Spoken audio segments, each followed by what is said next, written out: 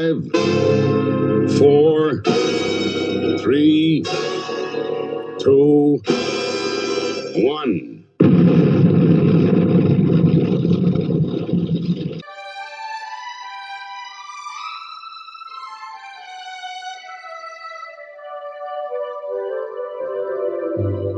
You're old,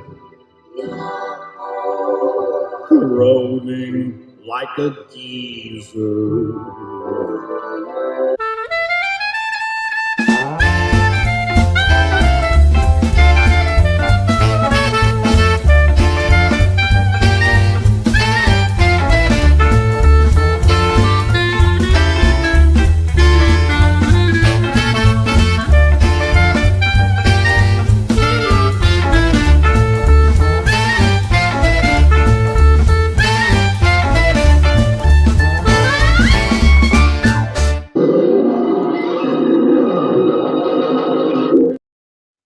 Hey everybody, look at that. I didn't even get to do a intro.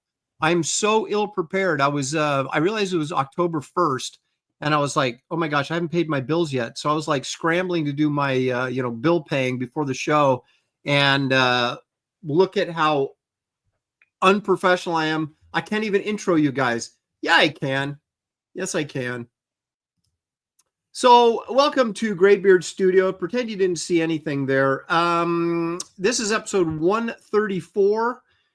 We are doing Kelley Jones characters inked by, I don't even want to say the name, John Beatty. Now we have noticed that Beatty's already in the chat, as I figured he would be when he saw his name up there in lights. He was like, hey, I'm going to be there for this one.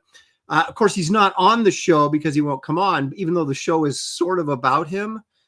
I talked to Kelley Jones. Kelley couldn't make it. He's sick, so we'll just try and rope him in another time. But anyway, here we go. You guys could have had Zach. You could have had Golden, but you said no. Kelley Jones is the guy, and we're going to accommodate you today. Let's bring in the guys who were here just briefly seconds ago. Let's bring them back in. Please welcome David Williams. What's up?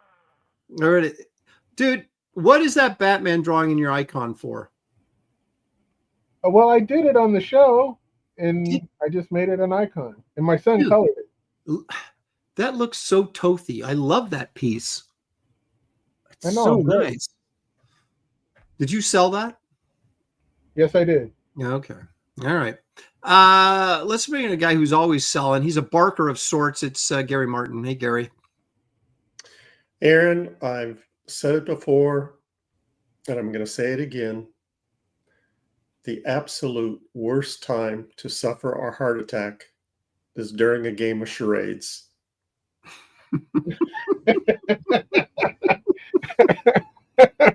They keep on saying, "Oh, you're having a heart attack. You're Fred Sanford. You're coming to meet Elizabeth." Man, someone just sent me that clip of Sanford and Son where he gets the speeding ticket and he's in court, and Fred Sanford is like defending him as his attorney. He asked the cop, he goes, "Why don't you ever arrest any white people?" And he goes, "I do." And he goes, "Where are they? I don't see any white people in here." He goes, "All I see is," and he drops an N-bomb, right? He goes, "There's enough," and he drops the N-bomb again. I don't even do it. Yeah, it is so funny. You want me to do it? Do it? Go ahead. There's enough niggas in here to make a Tarzan movie. That was on TV. Oh my God. So funny. Oh God. Wow. I like when he told Esther, he said, "Why don't you go put your face in some dough and make some gorilla cookies?"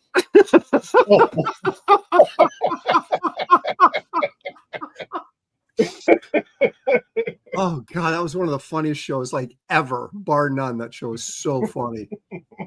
Make some gorilla cookies. All right. Hey, let me bring in Dan Lawless. I would, but he's not here. I have no idea where Dan Lawless is. Could he be asleep? Is this one of those Dan moments where he forgot he was supposed to be on the show and he's going to show up? I know why Dan's not here. Why is that?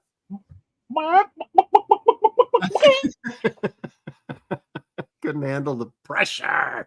I was gonna say he's probably on some other stream. Yeah, he forgot. He's on with Katie Did right now. They're like, wait a minute, I feel like I should be someplace else right now. He's isn't John Malin promoting his Black Riding Hood on Andy's show? He's probably over there. Yeah, well, Andy's show should wrap up at 2:00 though, or our time right now. So we already, because we don't, we don't want conflicting shows. We like to help each other out when possible. All right, so I figured Dan will figure it out eventually and find his way over here. So let's kill a little time by looking at the chat, see who's here. James, here's the first one. Sequential treasures. Oh, if Betty shows up, Betty, good old Betty. If Beatty shows up, will the replies be fireworks as usual or toned down due to the subject matter? Is that your plan to put? Now he says Betty in check for the show. You sly devil, Aaron. I expect more fireworks from John than normal. Schism is here. Says surely Kelsey will show up for the Kelley show. Nope. No one named Shirley around here. That's right. And stop calling me Shirley. Let's see. John without an H is here. There's John Beatty. Says Aaron knows so little. He would use a Batman that was inked by Kelley and not me. Bah.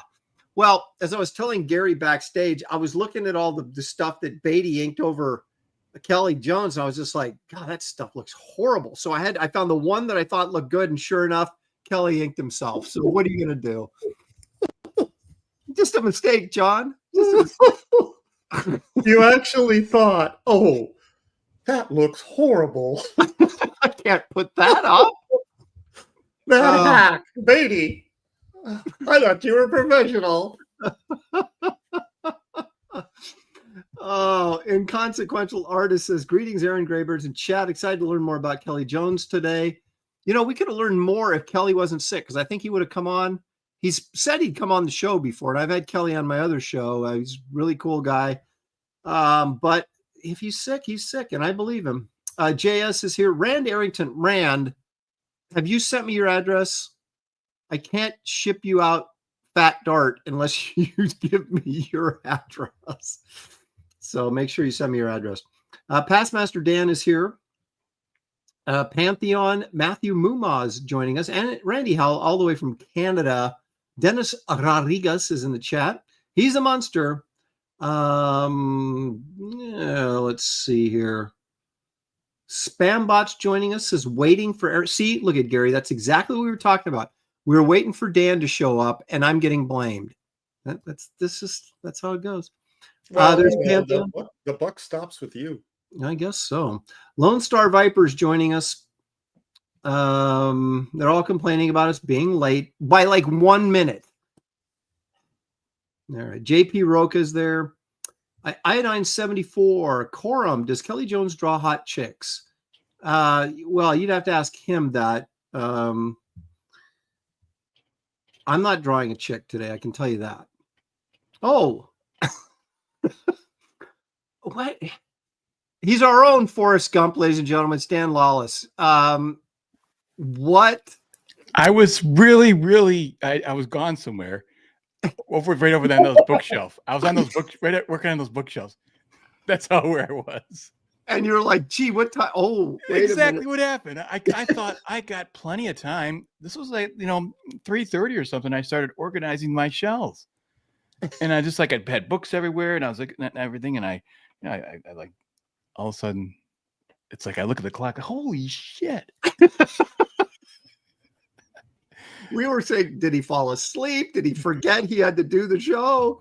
Well, all those are good possibilities for sure. Yeah. See, that's Aaron. Dan just gave you one of the best compliments he could give you. He rarely curses, but he curses when he realizes he's late for the show. Yeah. Well, thank you, Dan. Thanks for. Which word did I pick? What you said? We're not going to repeat it. It burnt my ears. Was it the manure word? That wasn't that bad. See, why is it okay? You can say manure, and that's fine. But if you say shit, all of a sudden it's bad. Yeah, but you also deemed it holy. Oh, Well, yeah. why are all swear words 4-letter words? That's the other thing. It's kind of interesting. Hadn't thought of that. Yeah, Freakaboogie is here. Randy Howell for $5 Canadian jumping in early says, we now know that all you need to draw Bigfoot out is to use Popeye's chicken as bait. I'm not sure. Well, he didn't know it was Popeye's chicken when he answered the door. Wait a minute. What are we talking about Kelsey here? Yeah. What happened? Yeah, what happened? I'm not familiar with what's being referred to Ethan, here. Well, oh, you got it? Ethan sent him a Uber or something. I don't know what he used, but just to see if Kelsey was still alive. And he wrote the driver, explained to him that he's sending the recipient food as a gift. And he said, please, text me back and tell me if he comes to the door. And so the driver was giving Ethan a report. And Kelsey answered the door and said was this like recently, like last night? Last night. Okay, all right.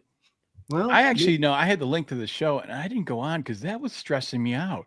They're making all these jokes like, "Is Kelsey alive?" And then they realize no one's talked to him since January, and I'm like, I'm getting genuinely kind of like freaked out a little bit, It's like I didn't want to be like, oh, we're joking about this, and then all of a sudden does something really wrong, Yeah. Well, I had a bunch of stuff going on last night, so I didn't plan on it. Was the closeout for Bullet, Andy. right? Yeah, For and Andy, yeah. 60 Day, yeah. And I was going to come on, but I just had too much stuff going on. If I would have known that also it was going to be about Kelsey, I would have gone on. Well, I haven't talked to him since July of last year. When he finished coloring Kit Carter, was the last I heard of him. So he needs one good liaison, Yeah, about a year ago, I sent him a note, just seeing, checking up on him, and he didn't answer. Yeah. I send him messages on Instagram and Twitter all the time, and he never responds. So, hey, if I was dead in my house and you guys sent me chicken, I'd still answer the door. That's right, because I'd rise from the dead to get that chicken. Especially from that place. Yeah. Popeyes. Golden Pride. Yeah. Let's see. Quote the Raven. Lewis Bright Raven says Kelly's sick, but he's also launching the Dracula book 3 today. Well, that'd been a perfect time for him to come on and get a little publicity. All right. Well, considering Graybeard's very little publicity. Well, it's better than no publicity. I mean, that's all it's better than, but it is better than no publicity. That's true. A little is better than nothing. Marcus Kilgrew said he's voted for Zach. Good thing. So did I. Offended. So did I. Stealth X5. I'm disappointed in all of you. It should have been golden. Well, Stealth X5 for $2 says great. Hello, Stealth. Thanks for joining us. And by the way, regardless of who would have won the poll, David would still have had the option of drawing Batman, because even Zach did Batman. Yep. 10 Nights of the Beast. Remember that? Yep. Mm-hmm. Danny did a Batman, a really cool Batman portfolio. Beatty inked that, didn't he? The 10 Nights of the Beast. I don't remember. John? Golem Wolf says those first 2 Dracula books are incredible. I have not seen the crowdfunded Dracula books that Kelly's done. Hey, did Beatty ink Craven the Hunter by with Zach? Yes. Okay, that was great. I remember being disappointed with the artwork. It's some of the worst looking Zach stuff I'd ever seen, but I thought, well, that's probably just Beatty. So. He's clearly not here yet. No, he is. Are you talking about the Spider-Man book? Yeah. No, I don't think he inked that. Oh, didn't he do the covers though? I don't know. Who inked that? Oh, you know who it was? It was that other guy. That other guy. That's what James just said. McLeod. I don't know. Okay. Phil Diaz is here. Let's see. You're talking about Altered Beast is joining us. How about that? And NPC Oasis, Tim F, Alex Art. The people are rolling in. Corn Zenith all the way from Australia for 5 says, love seeing you on John's member stream. That was me. I'd like to think I had a small part to do with that. Actually, you had everything to do with it, because I wouldn't even have known about it if you hadn't brought it up. And they were reviewing the Creep Show adaptation from the movie by Wrightson and Stephen King. And that's like the beginning of the bad Wrightson era. I'm missing a pumpkin light. I sort of ripped on it pretty heavily.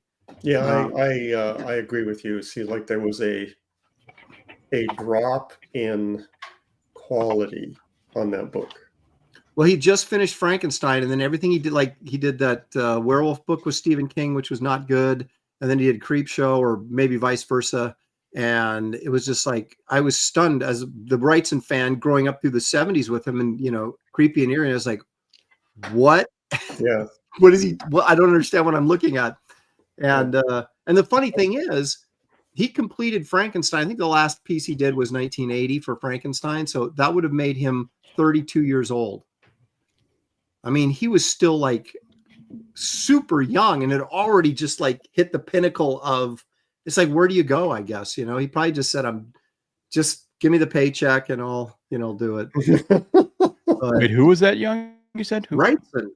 But it wasn't. When We're getting off. When he finished Frankenstein, he was 32 when he finished. Really? Yeah. Wow. What baffles me is that it wasn't just his inking had diminished; his drawing had gotten right. It was weird to me because it almost looked like somebody else was doing it. Yeah, it was like somebody didn't look like Wrightson to me. On what do you think was diminished? Anything past 1980, like Batman the Cult. Yeah. The June 1980 issue of Heavy Metal, where he did the Captain Stern story, was the last great comic work he did. I agree.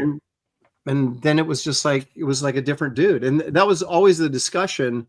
When you talk to professionals, everybody was always like, what's up with Wrightson? No one could figure out what was, up. And there was all so it wasn't just him, cutting corners to save time.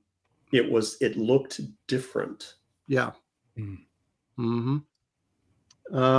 Let's see. Mike TV Dub is here.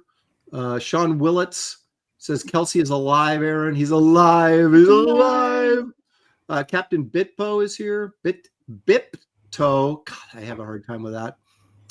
Jerry Rasco joining us. He says, David, I voted for Golden as well. So there's Bretsky the Great. Okay. I think I got just about everybody. Snozhead just came in. If you're new to the show, hit the like and subscribe if you wouldn't mind, please. Helps the channel grow. I don't know if that's something you want to encourage, but we want you to encourage it. So please hit that like and subscribe. No Kelley Jones today. We're stuck with these 4 Kyle Holtzes. Oh my God. Yeah, you guys shouldn't be the only ones suffering. Make everyone else suffer. Share the show with everybody. Kyle does good work. Don't you guys like Kyle? I mean, I know he's very much. What are we talking about? Well, someone said there's no Kelley Jones today. So we're stuck with 4 Kyle Holtzes. And I was like, Holtzes? Well, Kyle Holtz, he has kind of a Kelley Jones sort of style, but he's not really good over the years. Yeah. So, okay, all right. Let's do a little. Where did Beatty go? Beatty came in ripping early and then disappeared. No, I think he's waiting to pounce. He's biding his time. Yeah. Hey, there's Alonzo Riley. Is here. So let's do a little round of show and tell and get cracking on these drawings. I have to babysit tonight. I shouldn't say it like that because I'm looking forward to it, but kind of got dropped on me. I was thinking it was going to be Thursday, but now it's Wednesday. So I don't even get to do the Star Trek show tonight, but I do get to wrestle with a 19-month-old. So look at Matthew Muma says, would Kyle Holtz be willing to come on? Not after that last comment, probably not. Yeah, we burned that bridge. You torpedoed that thing. Or should the chat torpedoed it? I didn't. I like Holtz. No, Gary did it. Gary's like, he's no, whatever. Okay, David, you got anything you want to share? Yeah. It's old, but I didn't have anything new worth sharing. Well, hey, you know. You didn't have anything nude?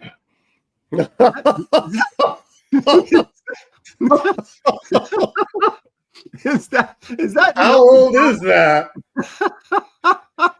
Wow. So I was at Warner Brothers, so you can see the animation paper, and I was trying to do like an Al Hirschfeld, you know, what if Al Hirschfeld did Batman? Something weird.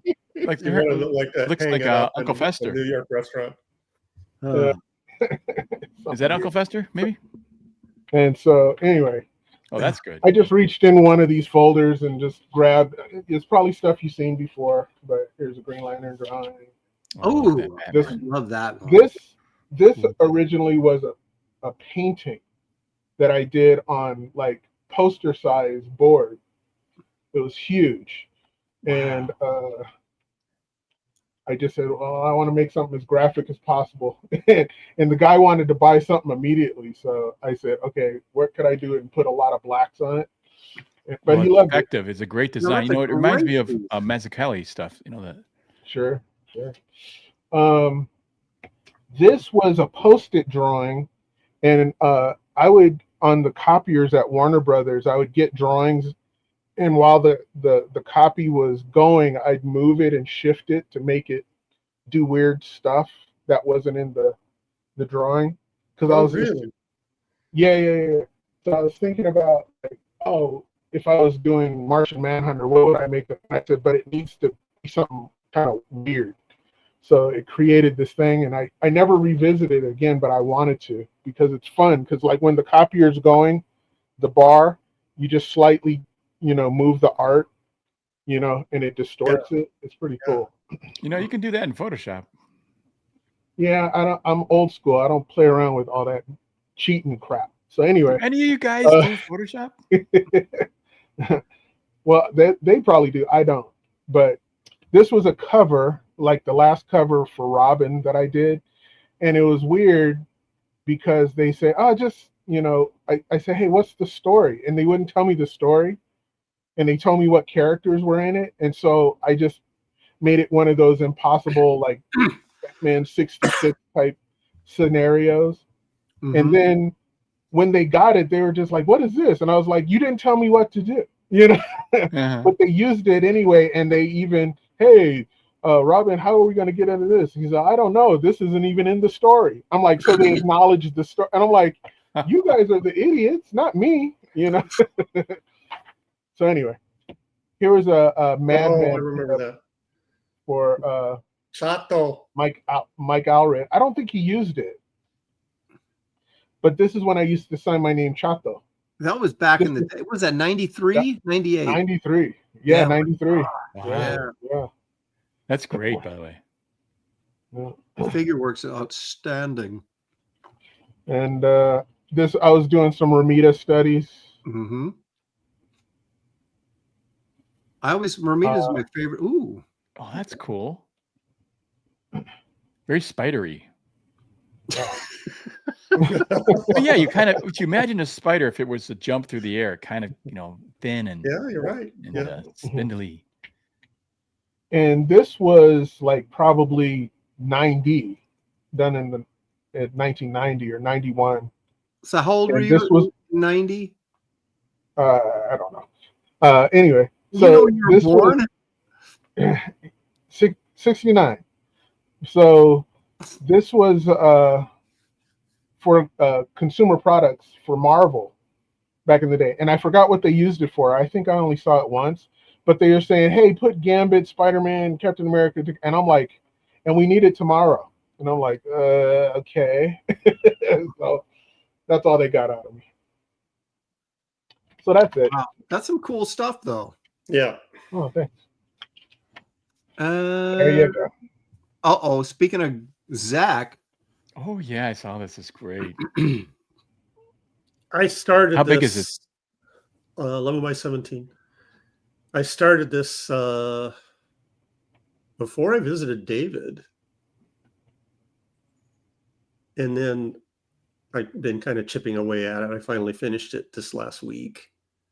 And it was kind of a experiment for me to try to ink it without doing John Beatty. Just ink it the way I would want to ink it, and then comparing what I did to what Beatty did. Probably 90% of it looks like Beatty anyway. Mm-hmm. That's how much he's influenced me. Well, was this a blue line of the inks or a blue line of the pencils? No, I redrew it. Oh, okay. Penciled it, and then inked it.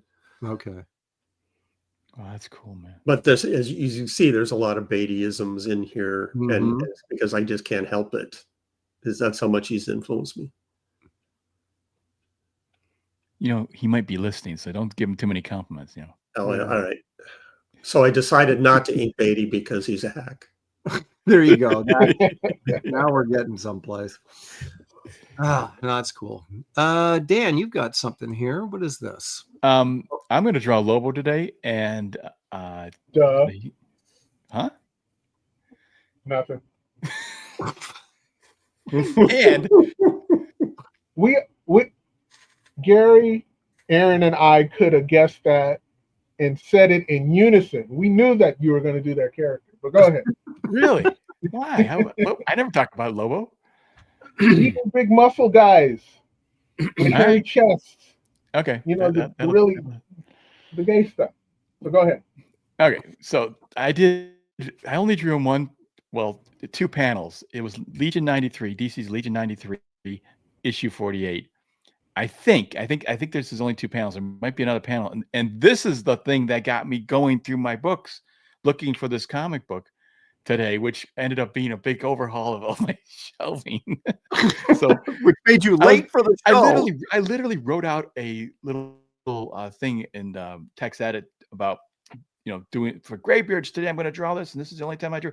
So I wrote that. It's on my desk. It was on my desktop. I went to work to try to find a thing.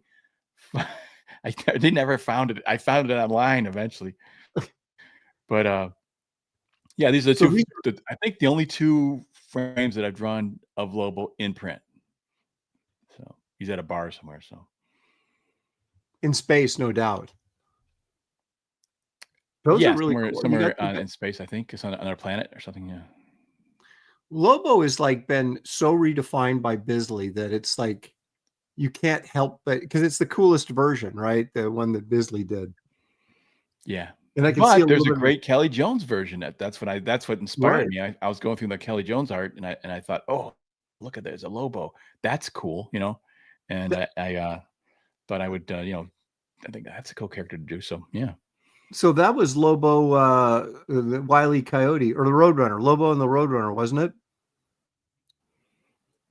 No, it was. Let me see what it was. I think it was. Dan. Well, I'll bring it up. Hang on a second. Bring it up.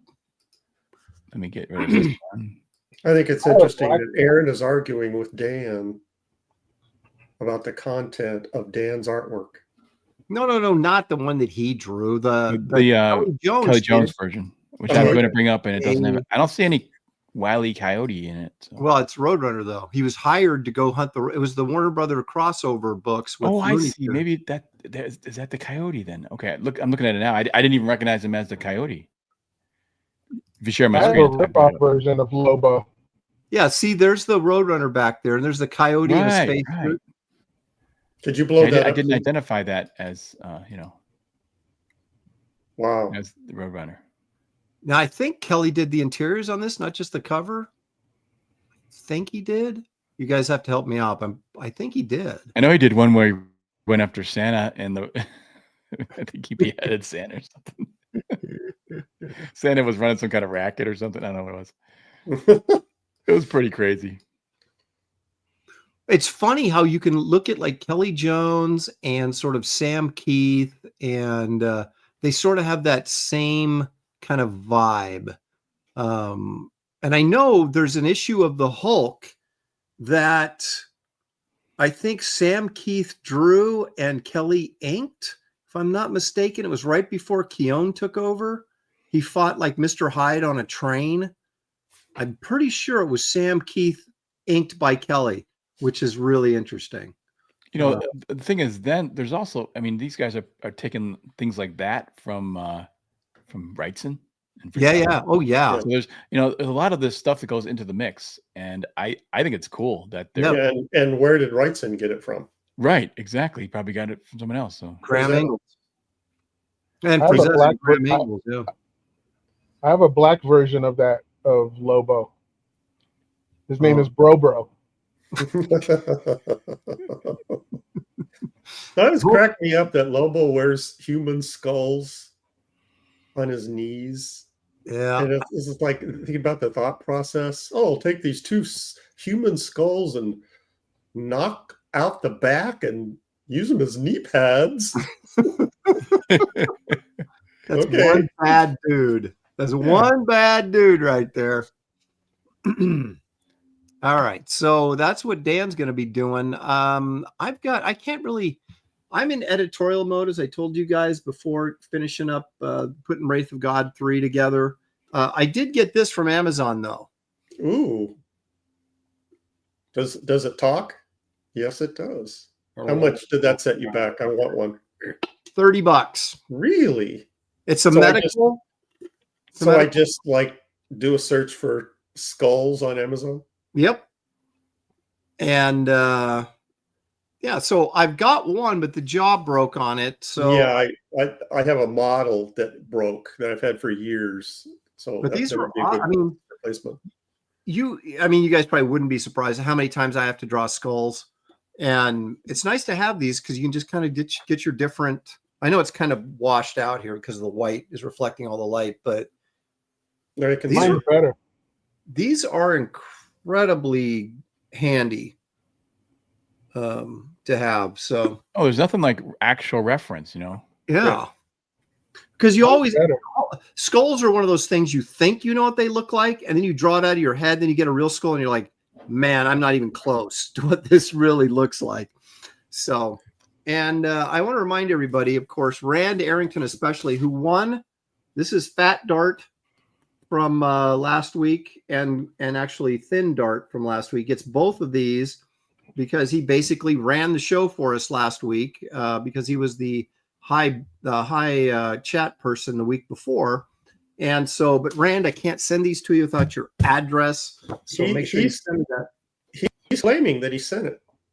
Well, Check Facebook. He communicates through Facebook Messenger. well, I've got I sent you messages through Facebook and Instagram. I haven't checked it, so I'll go back and check. But where did you tell me where you sent the address so I know where to look? And then, of course, I did this on Monday night on the King Show, which has already sold. So it was sold that night. But little Kit Carter action with Merv. So if you didn't see the show, that's what I was doing. Came late, but I like it. still managed to get a couple done. Yeah, it came together really well. I came right on time. Exactly. All right, and that's pretty much all I got. The lettering is done on the book. Now it hasn't been gone to the proofreader yet, so there may be some tweaks here and there. I'm still waiting on the last few pages of color, and I'm putting together the covers and the back cover, all that sort of extra stuff, title page, copyright page, and I pretty much think that I'm going to go ahead and close down next Wednesday. We'll start it on this show, then I'll just probably go all night long.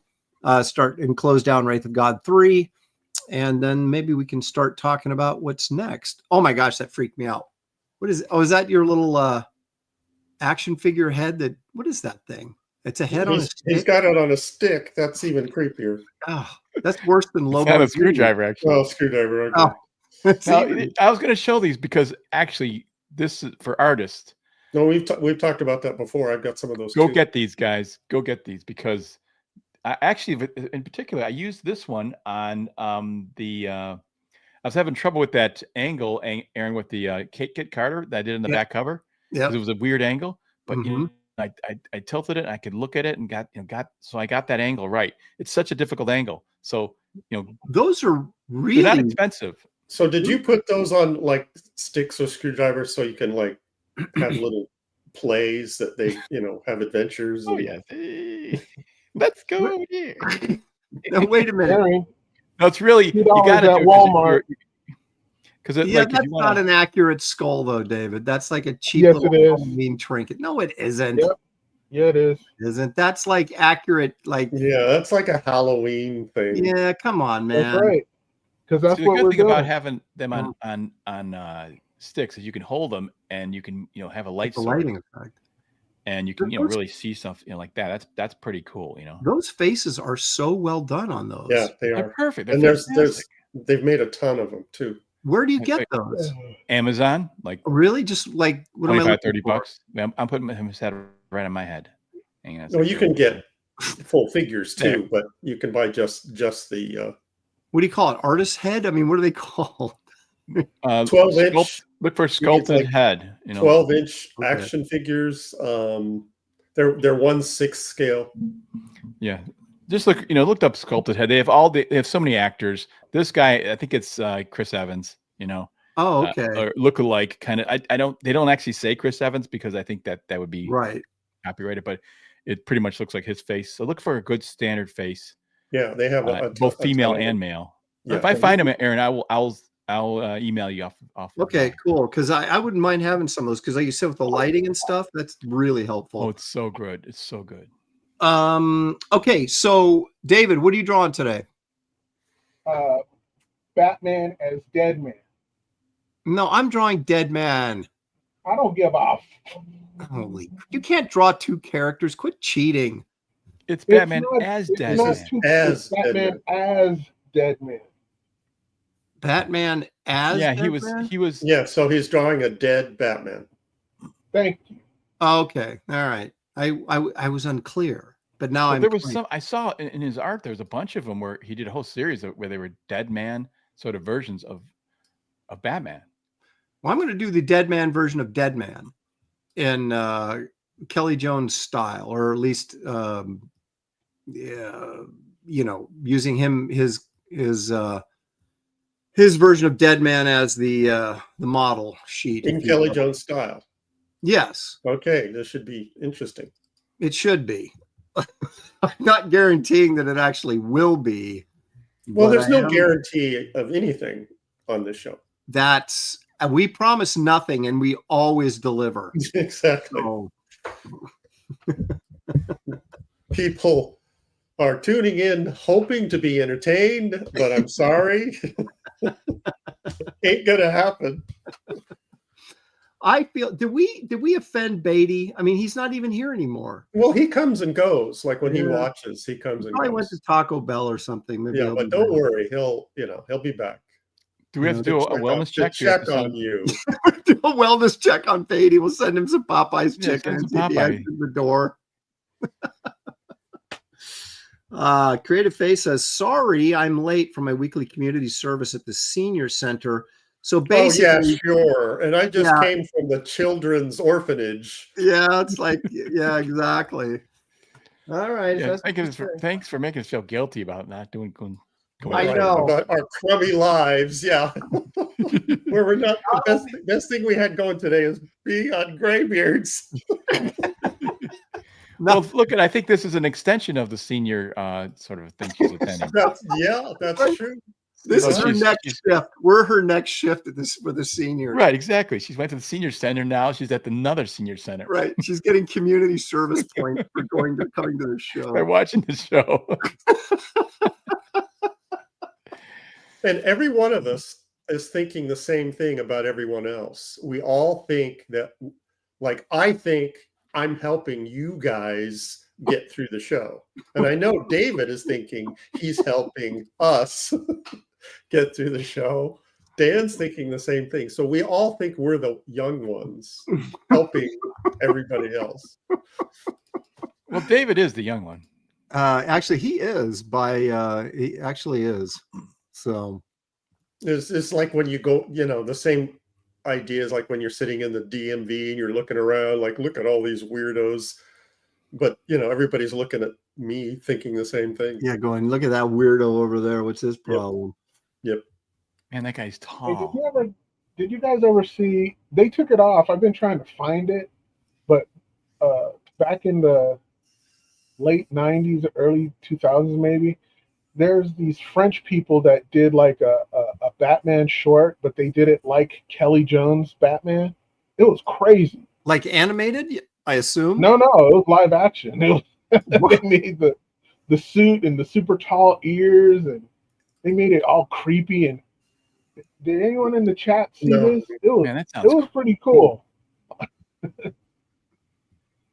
Wow. There's some really kind of cool like fan films and things like that out there that are sometimes more entertaining than stuff they're expecting us to pay for. But All You right. guys- So everyone start drawing. yeah, so did you guys ever see that Mignola pilot for Screw On Head for HBO? Yes. You look it up. I- If you haven't seen it, look it up on YouTube. It's crazy. It's Oh, good though. Shit. I saw a Mignola documentary. I think I was on Netflix. It was really good. Oh, really? Yeah. Look at man, when people are doing documentaries on you, it's like I guess you've arrived, right? Right. I'm still waiting for the call. Like Aaron, we really want to. You're do a waiting for the documentary on you. filmmakers to call you. Yes. I was in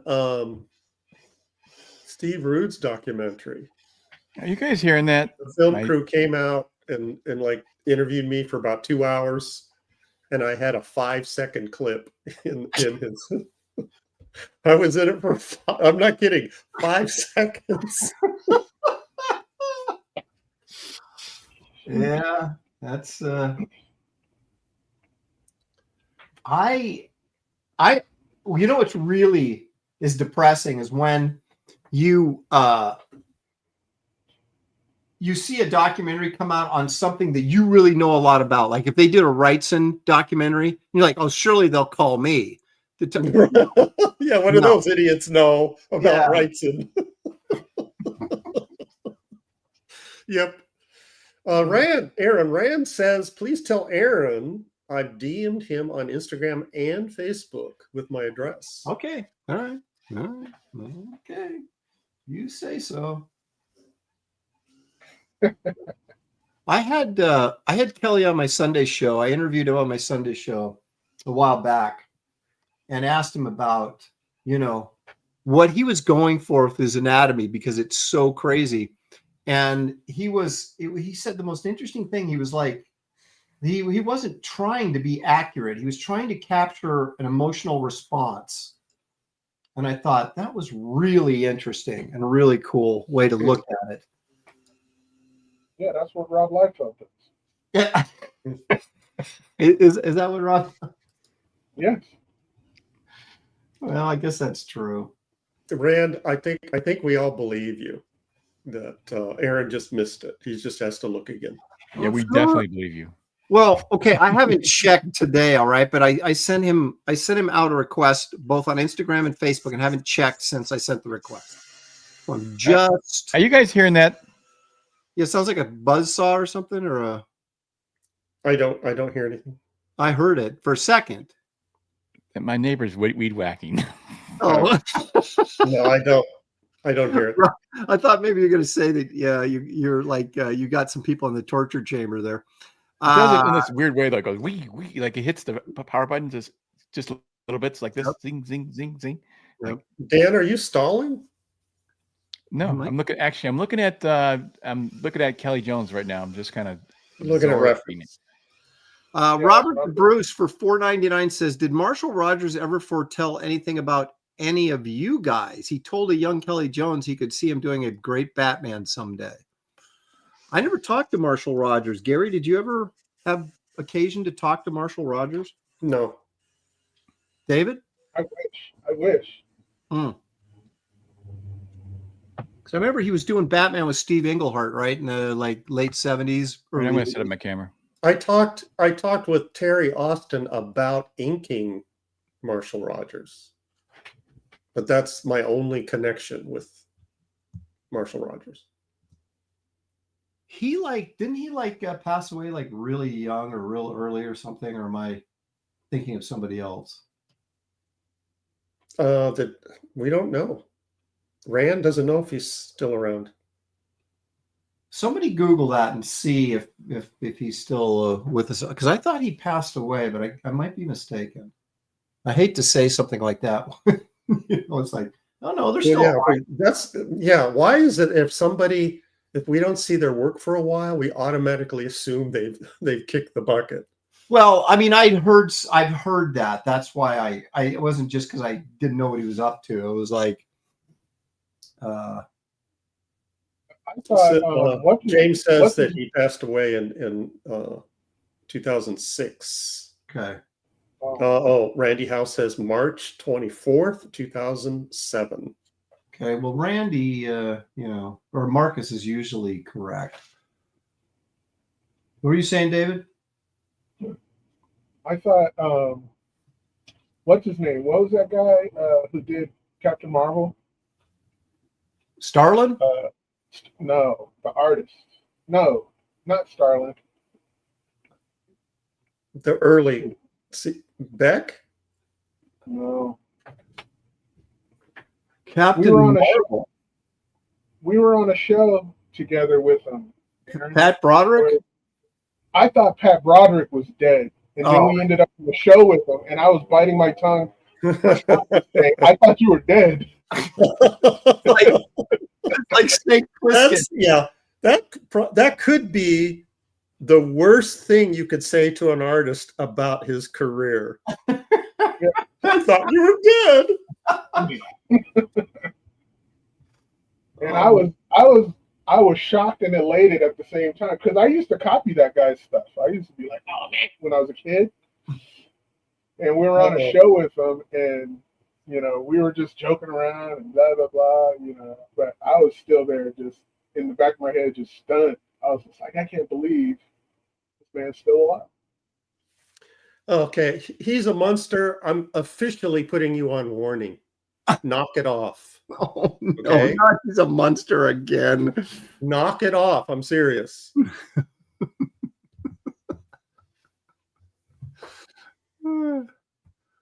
Oh my goodness.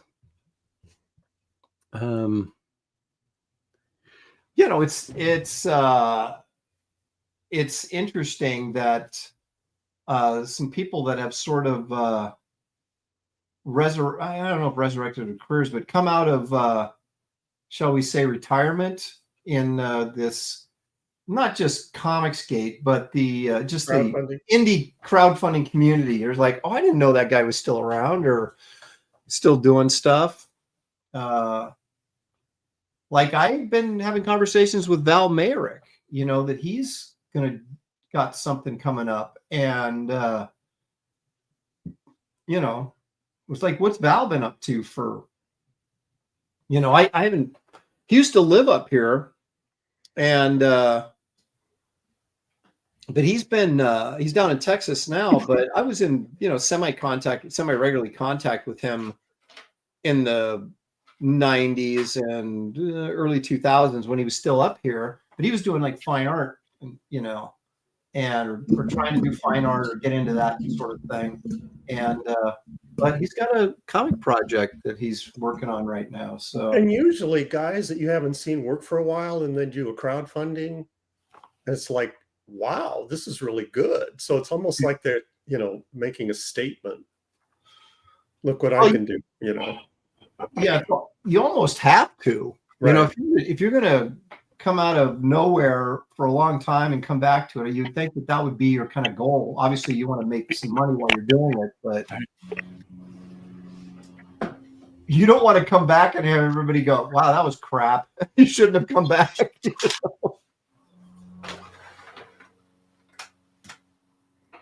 Golem Wolf is asking, we've seen Del Toro's trailer. Yeah, I have it. Yep. It looks pretty good. Now I've seen some pictures of the monster on it, and it's not what I was hoping for. So I'm a little disappointed. So I have to kind of recover from that and kind of recalibrate because I was hoping he would do the Wrightson version of the monster. I have to recover. Well, because everything else in the movie that I've seen is very Wrightson-y, even the look of Dr. Frankenstein and all the stuff, it looks like it's out of the Wrightson book. But So I was hoping the monster was going to be, but it doesn't appear that's the direction he went. So it says, are you going to have Val on Graybeards, Robert the Bruce? Yes, but not until his book is launched and he has something to promote. But then we'll have him on. Oh, wait a minute. Did anyone see the trailer that dropped today? No, not seen that. Not. There's a new one. Yeah, I put it in the in our chat. Yeah, I Okay. haven't. I I haven't looked at it yet.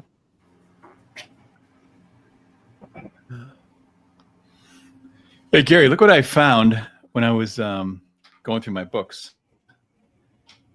I mentioned you were asking about Absorbing it's Man. backward. I can't read it. It's backward. Quit being weird with your backward camera, Dan. You're always trying to pull something. I don't know what you got going on there. Sean Willett says it's closest to Wrightson so far. Well, yeah. But I'm wondering if they didn't do the, like, you know how he's got this sort of skull face with no nose and everything. I wonder if they just felt like that wasn't really accurate to what Mary Shelley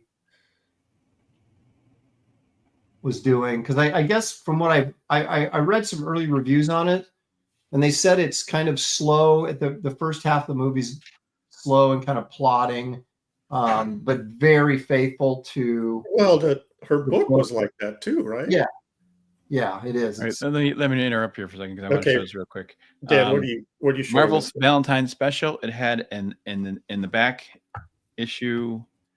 Last story was an Absorbing Man story, which I drew.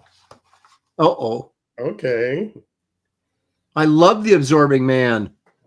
Yeah, me Look too. at that. That's a great face right there. He was in a comic book shop, and then Who inked it? Jeff Albrecht. Jeff Albrecht inked some stuff I did. But Jeff Albrecht was near me, one of the few artists I knew. And okay, so there's Absorbing Man. He changes into brick. Okay, that cop in the upper right hand corner blazing away. That's a Dan Lawless face.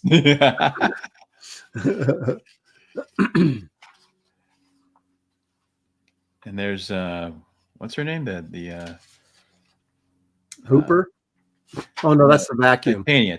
Yeah. Oh, look at that shot of him like all metaled up. That's great. I love the shadow on there too. Yeah. So he got his figurine burnt and by this explosion. He wasn't too happy about that. You don't have to tell us the story, Dan. Okay.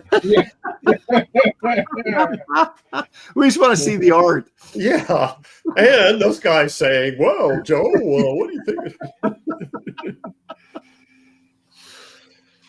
Anyways.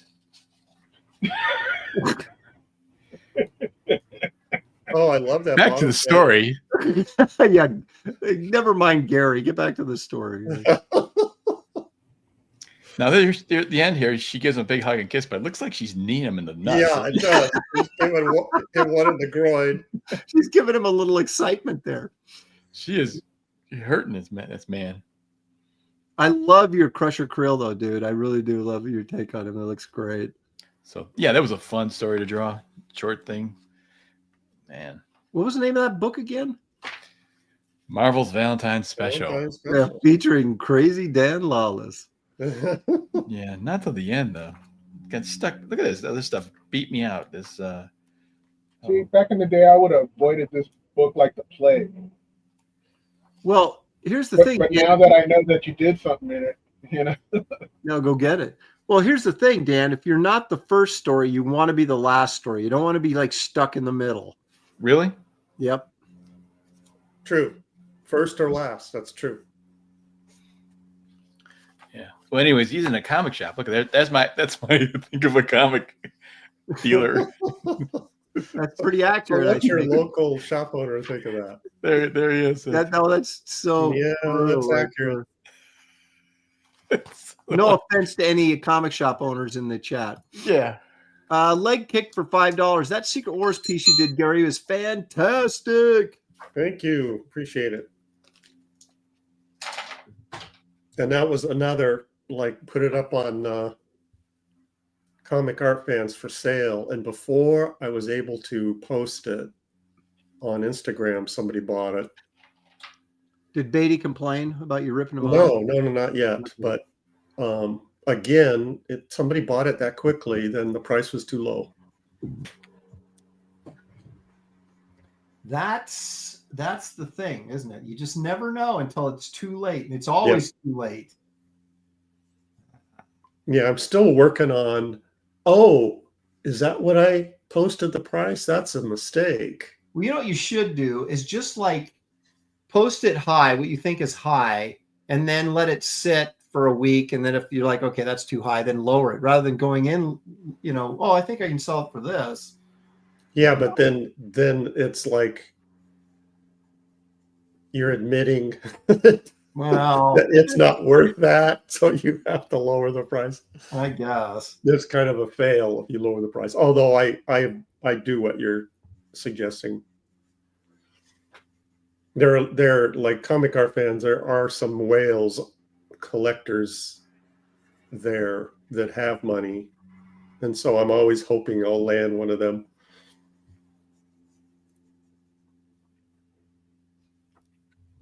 Oh, that it's already Kelley Jonesy. I'll tell you though, getting inside Kelly's head is kind of like getting inside Sinkevich's head. I would rather not. It's like, what would he do here? How, is this weird enough? Is this not weird enough? It's like, no.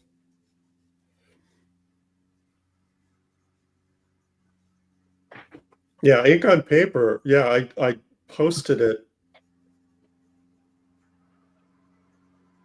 and I didn't notice. He pointed it out that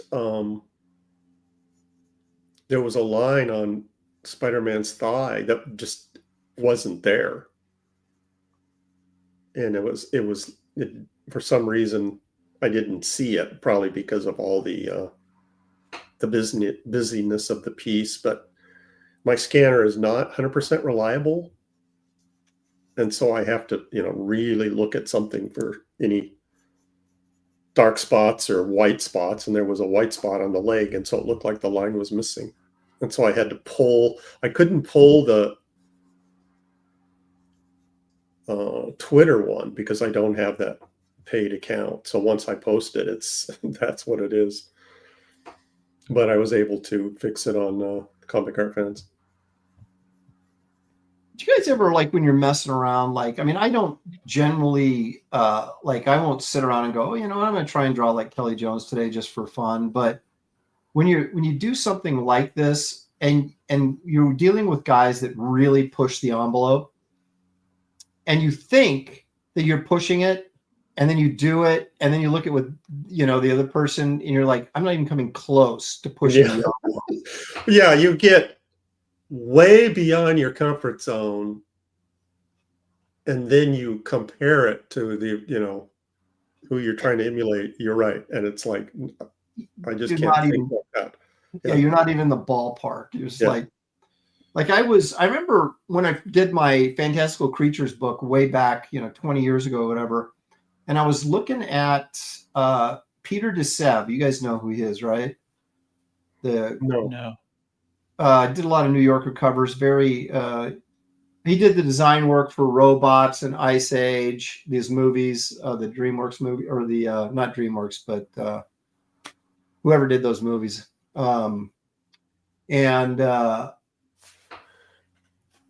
He has this great, really super exaggerated style. And I was like, that's what I need to do with these creatures that I'm working on, is I need to push the limits. And I would do the drawing. Like I had this character called the Rhinog, which was half rhino, half pig. And I did the first drawing of it, and it just looked like a pig with a rhinoceros horn on it. It was just a little horn on it, yeah. And I was like, no. And I would look at Peter DeSev, and then I just push it, and I push it, and I push it, and I finally get to something that looks really crazy, but it's fun, it's good, but it's super exaggerated. And I was like, I'm so used to trying to draw everything, somewhat realistic, that when you get in there and start trying to really push yourself and go a different direction. It's hard because you don't even see it. You look at it, you think, oh man, like I said, I really pushed this. And then you realize you didn't at all. You just got to keep going and keep going. It's just, but it's a good exercise especially if you're, you know, your main influences are guys like Buscema and, you know. Yeah. And that same concept is one of the reasons why I like doing recreations, is artists that do stuff that I would never, ever do myself. Right. Looks like Katie is in the chat, and she's calling us all. I'm assuming he says, hello, gentlemen, that you're speaking to us and not people in the chat. So who are you calling gentlemen there? Yeah, really. I mean, I'm surprised if she's talking to us. Right. Now, she's saying hey to everybody, and not us. She's not talking to us. She ignores us. I try to be friends with Katie, and it's so difficult because she just always sticking it to me, you know? And even when she's not sticking it to you, you assume she's sticking it to you. It's hard to be okay. Katie, I'm gonna translate that. According to Aaron, it's hard to be friends with you, Katie, because he translates everything you say to him as an insult. Yeah, it's like the Kobayashi Maru thing. So it's your fault, Katie. After all I do for you, Aaron, how could you? Oh, Katie, I'm sorry. Kind of. Oh, inconsequential artist for $6.17. That's my favorite amount. Unless someone wants to give us more, then that will become my favorite amount. Special thanks to Aaron for drawing Aquaman 56 featuring the trench creatures. They look a little like the Gillman. Did you design those? I did. And of course, being the conventional artist I am, I ripped off Creature from the Black Lagoon. So, they're saying Monsters, Inc. was Pixar. That is correct. But I was talking about, I don't know if you're referring to what I said or something in the chat, but I said Robots and Ice Age were the ones that Peter DeSev designed. I saw Robots. I did not see Ice Age. There's like had a Robots, what do you call it? Exhibit. Who did? They had scopes and backgrounds and you know, like little sets, and it was really cool. There's I don't know if you've been through the Portland airport recently, Gary, but I've not been there in a while. Did you know they remodeled the whole thing? Well, they're always working on it. No, it's done now. Oh, and okay. It's crazy. It's really nice, but they have like they have different exhibits and glass cases and stuff, and they had a bunch of little figurines and stuff from Leica, you know, that we used to be Will Vinton Studios here and now is owned by Phil Knight's son, I guess. And they produce like those weird films like Paranorman and things like that, and Coraline. And but they had a bunch of like the little figurines because they do stop motion. And it's really cool. Unfortunately, it's you can only see it when you're coming off the plane and you're walking, you know, out to the main lobby. It's not in the main lobby. You can't linger there because you'll be blocking traffic. Yeah, but it's I love those kind of exhibits. It's really cool. Yeah, to see that. Me too. Yeah. And unfortunately, now you get most of that stuff is digital, so you don't get to see right. The handcrafted work anymore like you used to. But when you do, it's so cool that, you know, people spend the amount of time they spend on creating that stuff. You just really appreciate the the craftsmanship and the work that goes into that. That's why I hate digital.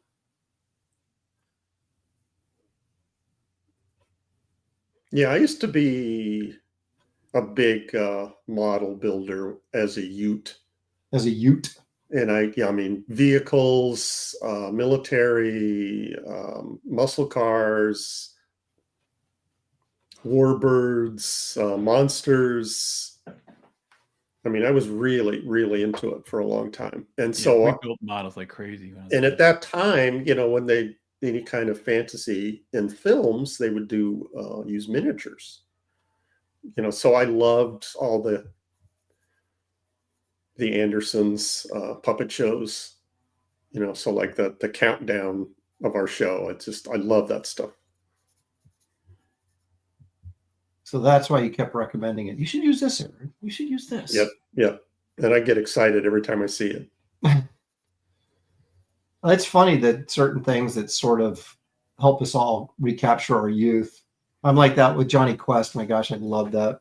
Yeah, the theme song. Yep.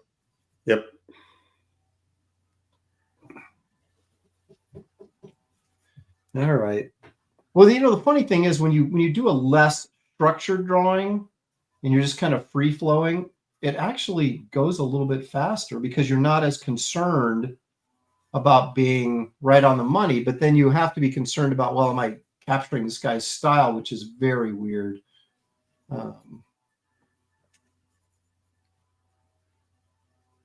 Kind of, you know, this is kind of appropriate for the first day of October, right? Yep. Weird monster stuff. Katie's giving an update about the grub situation. Oh, I'm still Sorry, waiting. Graybeards, I got nothing on the dinner menu today. I'm still recovering from last night. What does that even mean? Do we need to hear what happened last night? She was online. Oh, okay. She was actually, she did some pretty good sales for Andy's book. I thought she maybe was, I don't know, out partying a little bit. Yes, Well, she was, you know, having a good time on the show, but. Well, it's really hard for me to keep track of what Katie's doing. She never invites me to any of her shows or anything. So how am I supposed to know what she's doing? How is it I know what's going on? You don't know anything. Dan, you are in the mix. You are, thank you. You are like the most well-informed Comicsgate person I've ever seen. You know what's going on. Yeah, well, I gotta keep track of these what's this stuff because you know if you don't know, I don't. Aaron doesn't, and David doesn't. But you always say you gotta keep. What do you mean we got to? Well, no, he says he's got to. Dan, I think you have. Well, you need your finger on the pulse of what's going on out there. Right. So that's what. Yeah, that's why you're on the show. Wow, that guy's getting after it. Okay, what is that? Is that that's the weed whacker, yard guy? Oh, you're hearing that? Oh yeah. Okay, he's right by the side of the house now. Oh, okay. And I can't hit my mute button from over here. Sorry about that. It's all right. Well, he's not doing the weed whacker. He's doing the blower now. You know, okay. The blower is a hell of a lot louder. Those things can't stand them. But of course, they always do this stuff on the most beautiful day. I mean, it's gorgeous right here, right now. It was raining today, but we just got sunshine. So it was like dark and rainy when I walked the dogs. We came back soaking wet. I had to dry them off, and then like an hour later, sun comes out, and I'm like, if I just waited. But what are you gonna do? Yeah, rain is starting to move back in this neighborhood. So do you guys like? I know Dan, you do because you're kind of a Halloween guy. But do you guys do anything like? Do you say, okay, it's October, I'm going to make sure that I watch X amount of, monster movies or whatever for the month? Not really. I mean, I like Halloween a lot, and actually, like my wife and I were watching that Wednesday thing right now. That miniseries. It's kind of fun, Well, my daughter came up with this thing. She's like, we need to watch, Halloween movies every night. And so she's like, I'll pick one night, you pick the next. So it's like every night we have to watch Halloween movies. Now she's, she's 23, but, is very, likes animated stuff. And so we're going to be watching a lot of, Nightmare Before Christmas type stuff. She doesn't like horror. And I'm going to just bombard her with 1950s sci-fi horror films. I go, if you're going to make me watch Coraline again, you're going to watch, what was it? Did you ever see It Came from Outer Space? I just watched that for the first time. Isn't that the one where they all end up being friendly or whatever? And it was really disappointing because I wanted them to be like evil. They like took over the bodies, like kind of like Invasion of the Body Snatchers, but they were just trying to rebuild their ship and get back home. Is that the right one? No, this one was, there's a monster on the ship and it's breaking through different levels. Oh. And it's kind of it's pretty suspenseful actually, even though the monster's kind of hokey and stuff, but It Came from Outer Space. Are you sure that's what it's called? Yeah, I think it's sort of, its title is It, and then the subtitles. Oh, okay. Came from Outer Space. I remember that. Yeah. Because there's one with the guy. There's one with the guy who was in Creature from the Black Lagoon, the main guy, and I thought It Came from. I just watched it recently. I was really disappointed because there was no monsters in it, and they were all like, they're just trying to rebuild their ship, and come on, let's help them. It's like, come on, where's the threat? Who wants friendly aliens? I mean, yeah. So, and if they're friendly, something, the hammer's going to fall pretty soon. Well, you think, but in this one, it never did. Okay. It was those mean town folk trying to race, because they assuming they were. Go ahead. Assuming they were mean. Yes, I mean they did kidnap some people, and so it kind of looked bad at first, but it was really kind of dumb. They kidnapped them because they didn't want people to. They wanted to be left alone so they could fix their spaceship and get out of there. But they thought, I guess, if they kidnapped these people, that they could use them as hostages to get the other people to leave them alone. And I'm kind of like, well, if you hadn't kidnapped them in the first place, no one would even know you were here. So, but I was a little disappointed. Is that Plan 9 from Outer Space you're talking about? Oh Lord, that is the worst movie. Actually, it isn't. The worst movie is Glenn or Glenda. If you have not seen that, holy smokes, that is bad.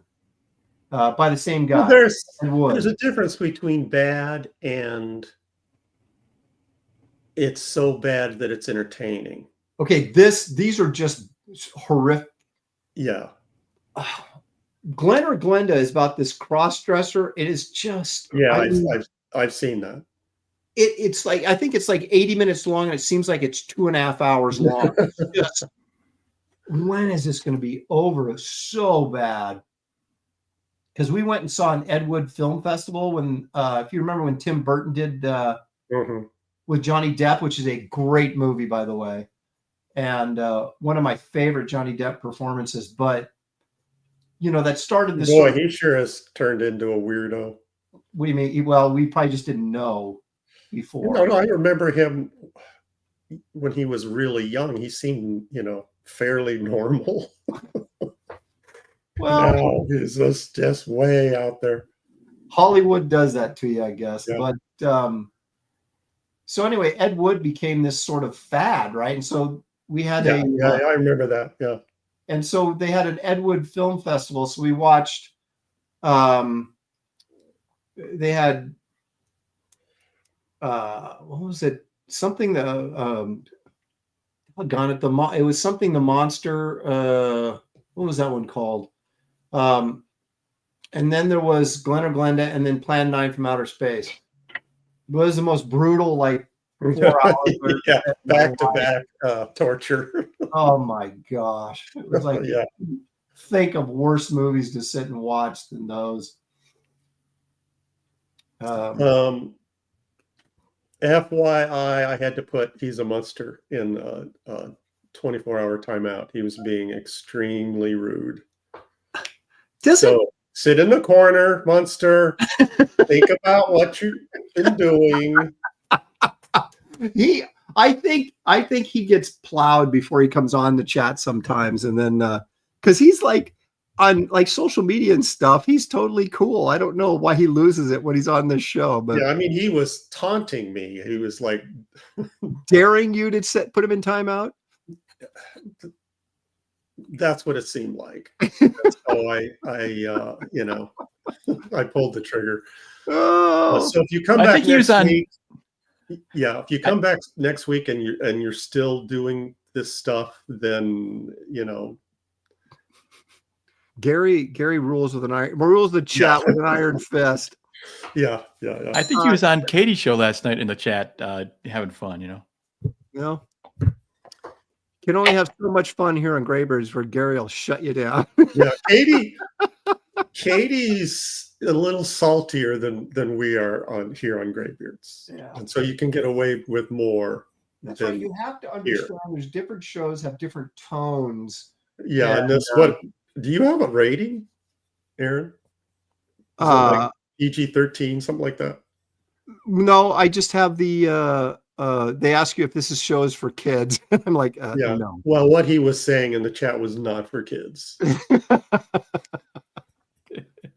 Okay. Stealth X5 for $2. Okay, he gives us a peach. What is that? That's an exotic fruit. I know what it is, but I can't think of the name. Is it a kiwi? No, it's not a kiwi. Maybe mango? It is. Might be a mango. Swiss cheese, steak, eggs, fried eggs, broccoli. Is there ranch dip? No, that's a cupcake. If I had ranch dip to go with the broccoli, we'd be in money right now. And then a beer to kind of wash it down. Yeah, you see, you need ranch to drown out the flavor of that vile weed. No. Hey, I used to hate that, but my mom would always when I was in high school, she'd go, well, if you're going to play sports, you need to eat healthy. And then I started thinking, maybe she's right. And so I sort of got into this whole broccoli thing back then. And I do kind of like it now, but I won't eat it raw unless I've got something to dip it in. But my mom used to smother it in Velveeta to get me to eat it. Well, that'll work. It didn't, though. Velveeta is just as bad. Yeah, but it didn't. No. You're not a Velveeta guy either, even as a kid? Well, what is Velveeta? Is there any actual food in it at all? No, it's all chemicals, but we don't know that when you're a kid, right? Well, somehow I knew it. Yeah, it's not really cheese. You're not fooling me, Mom. Yeah, what is this stuff? The thing with Velveeta, though, it makes great cheese sauce because it melts so nicely. Yeah, I mean, some of the best macaroni and cheese that your grandmama, not your grandmama, but your black grandmama would make would be with Velveeta cheese. Yeah. Because if you just grate up cheese and put it in there with milk, it can get kind of chunky and weird, but Velveeta is smooth, baby. And it's yellow. It's yellow, so therefore it's not yellow. It's not orange. What color is it? It's cheese color. Yeah, you got to get on the color wheel for that, I think. Katie for 2. Thank you, Katie. Besides the banters, I do appreciate Graybeards. Besides the banter. So she doesn't like the banters, but despite what she's saying, Gary, is despite us talking, she does appreciate us anyway. Yeah. Thank you, Katie. If Katie lived around here, I would go get my hair cut. Well, actually, I don't have any hair, but I'd get my beard trimmed. I'd let her and see if I would leave with a big patch in my face, or if she would do it treat me with a nice little with respect because you're a customer. Exactly. Or if she would just be on the other foot, so she has to stand there and take your abuse. That's right. If she wanted a tip, she'd have to. Yeah. Going She said, back I love to picking on you, Aaron. You make it easy. yeah, see. Uh, Um, yeah, everybody's like, Katie with a straight razor? Are you kidding me? I'm like, straight razor to trim your beard. yeah, it's like, what are we doing? What was that? The demon barber of Baker Yeah. Street at Sweeney Yeah. Todd, you know? Sweeney Todd. Gollum Wolf says Velveeta is one molecule away from being plastic, but I still love it.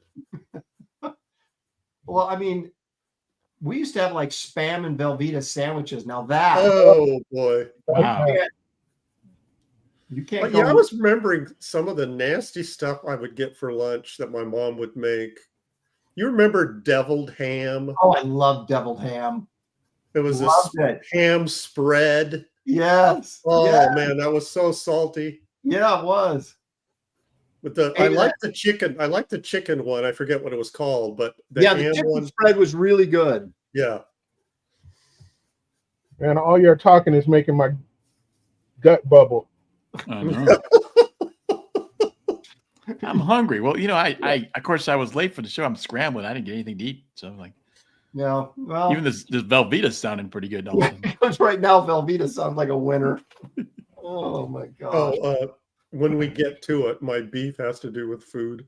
Oh well, Dan, you're going to be starving by the end of this show. Yeah. I wonder if a black family ever named their daughter Velveeta.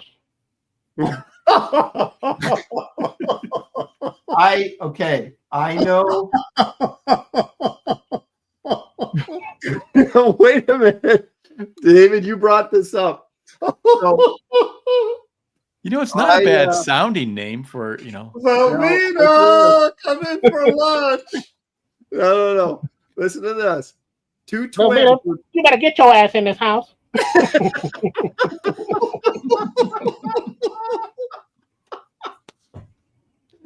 All right, what do you think of this?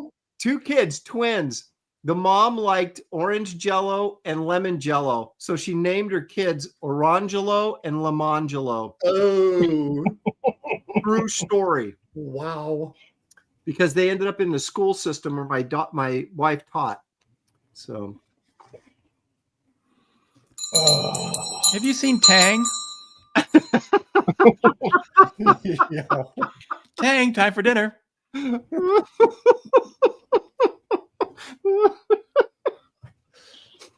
Oh my gosh.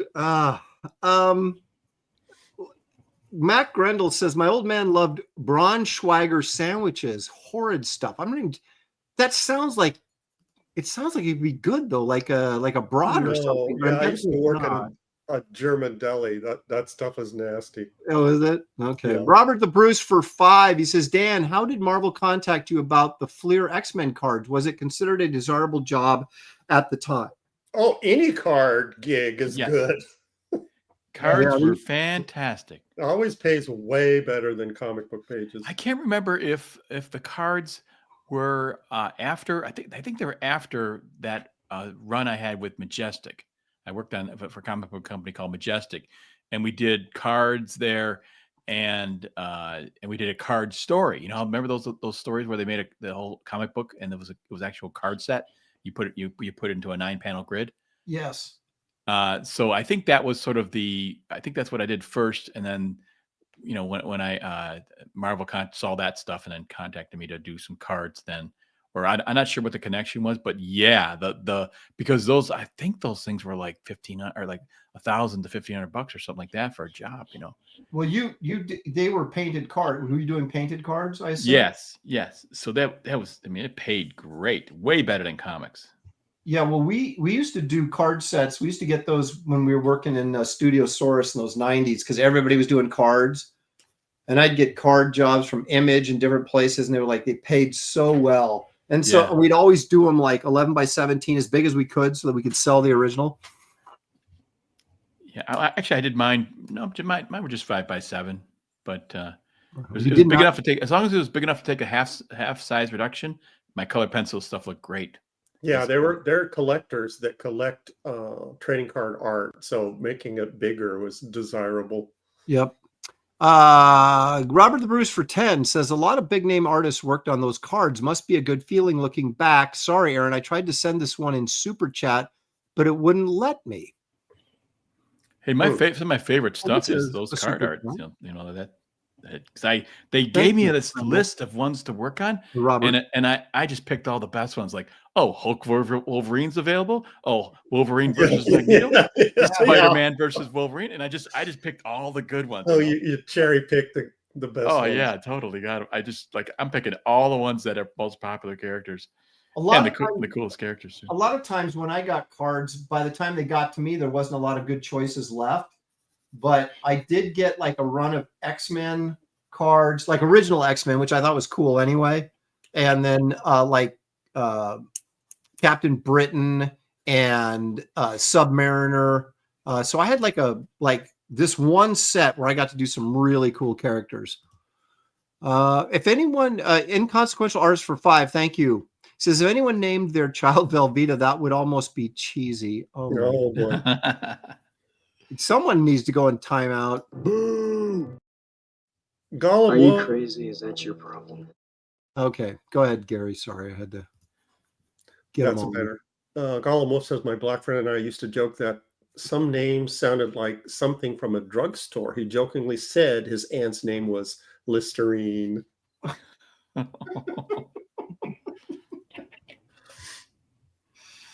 Billy Tucci says, I put down my payment on my house with our first card set. Yeah, see? There you go. That was, if you remember, back then in that like the early 90s, there was the Plug card set, there was the Wrightson card set, like Stout had one.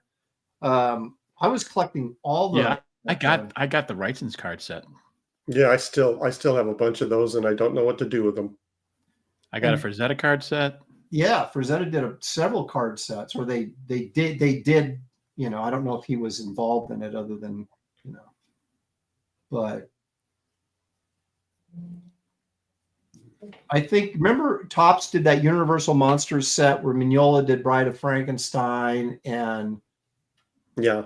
Dang it, there were other hot artists that were working on that. The Chiarello did something in there, and that was all original art because those things sold so well that they could actually pay guys to do a card set. Yeah, and it probably weren't that expensive to produce either. You know? No, their cards are not. That's the awesome thing about them. And like in Plug, when Plug did his set, because Gary, you were with us. We went to Plug's house in Seattle, weren't you there? Yeah. He did all of his paintings were like huge. Yeah, they were big. Yeah, because he knew he's going to sell it. Dummy. Yeah, and that was, God, that was some really nice stuff. Yeah, well, I sold my originals on that stuff, and they went for just as much as the payment, like like $1,500, that sort of thing. Yeah, I don't think I ever got that lucky with any of my card art, but I mean, I sold it all because, like Gary was saying, a lot of people wanted that stuff. Yeah. Trembling Color says, "Oh, I thought Kelley Jones was on to talk about his third volume of this Wagner's Dracula comic. No, that was one of Aaron's trick. Bait and switch schemes. Yeah. Well, I never said he was coming on. I said I was going to try and get him to come on. Your voice cracked there, Aaron. Oh, Velveeta. No, I tried to get him to come on, but But he said no. So much. He said, "Hell no." He said, "Wait, who? Who is this?" Yeah, who is this? You did.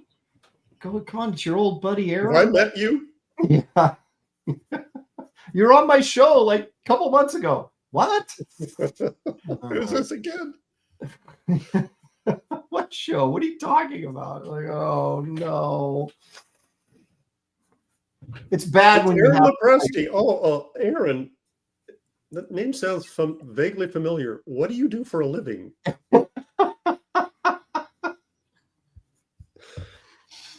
Oh, I had to send him a clip of the show he was on with me so he'd know who I was. Remember you?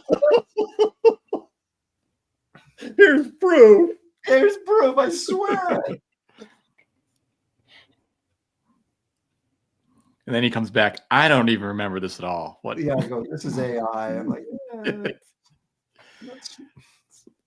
Yeah, David did a bunch of cards. I was able to ink a lot of them, but he did a ton. well, like, those were the great jobs because they didn't take you that long to do and they paid so well. Yeah. By the way, if anybody's interested in my card art, I still have one piece left. Really? Show it. It's Burnout and Fairchild from Wildcats. Ooh, Fairchild. I bet that's. Do you have it handy? I might be able to find it pretty quick. It was over in his bookshelf, I think. Hang on. Do you have it posted on your website? I do. I might be able to find it. That'll be kind of cool. I can show you the guys that technique I use with the, Oh, if that like that sort of waxy plastic paper that you did your colored pencils on. Randy Howell, thank you for posting all the links. You just posted Andy's link, Lilith, and he just posted Dan's art for sale link. Thank you for doing that. Yeah, I got all that stuff hooked up. We're gonna go over that here shortly. But Randy's always Johnny on the spot. He's Canadian, but he still is able to pull that off. We still like you, even though. Actually, we have quite a few Canadian chatters. Yeah, we do. It's pretty remarkable. In Australia, too. And then there's Beatty. But, he can't have everything. Where is John Beatty?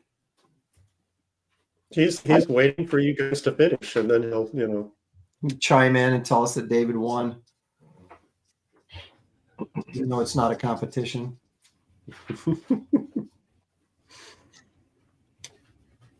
So, are you guys going to go see Frankenstein in the theaters? Or are you going to wait till it's on Netflix? Absolutely. I'm gonna see it in the theater. Yep, me too.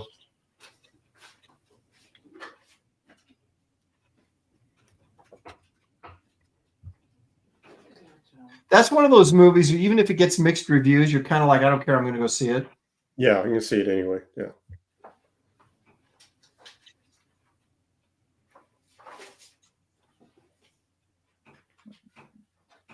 Mike E. Dub says Canadian here, 51st, looking better all the time. Yeah. Oh man, is Trump the ultimate troll or what? I mean, that guy just cracks me. Henry Jeremek asking me that I had mentioned that Rice and Frazetta used to thin their inks. Dave Stevens did that too. And I do it. With water? Question mark? It bleeds very easy. What do you mean bleed? It just makes it a gray tone.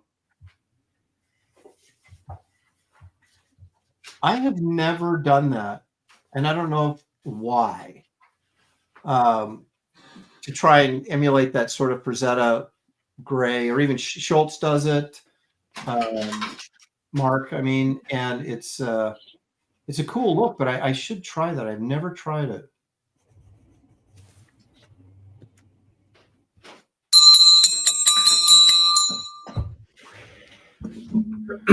I can't find it, but I did find some other things that are kind of cool. You might want to check these out. Hang on 1 second. Let me read the super chat. Golem Wolf for $5. Batman 493 is my favorite Kelley Jones cover. Worth checking out if you haven't already. I admit I am not sure who the inker was on it. Well, if Beatty was here, he could tell us. All right, Dan, what have you got? They're so big you can't even see them, but they're. Oh, okay. Hang on. Let me make your. But this is covers for Star-Lord. Oh, wow. Yeah, I remember that. Yeah, was that a magazine or a comic? It was a comic. Okay. But yeah, this one I'm hanging on to this one because it's pretty cool. I don't have that much stuff that everything you draw in comics, somebody inks over it. But so when I do it just myself, it's kind of neat to have something that I just did, Right. for finish. So these are pretty big. Let's see if you can see what the measurements are. It's like 14 by 20. The art. The odd image size on those. That's one. You had a run there where you're doing a lot of cover work for Marvel, right? There's this one. Oh, more Star-Lord. Yeah. And you can see it's all this, I worked on this surface. It's shiny on the back, frosted on the front. Takes color pencil really well. This is color pencil. This is not paint. Wow. I know that's the crazy thing, man, is that how you got that sort of pastel-y effect using that paper and the colored pencils. I got this one. Oh, now, is that a trading card or a this cover? one in Marvel Masterpieces. So that's a trading card. No, it wasn't a trading card, unless they made a trading card. That didn't tell me, but it was a regular sized comic book, and they put together a series of just splash images, pinups, and this was one of them in Marvel Masterpieces. That's cool. They also took my card art and blew that up and made into like a 2-page spread and stuff inside of it. So not only was it, but this one was never card art. This is obviously you can see the McFarlane influence, That's really cool. I like your dual lighting there. Really nice. Thanks. Yeah, that's probably one of my favorite things I ever did for Marvel. And then there's this baby. The last one I have here is this one.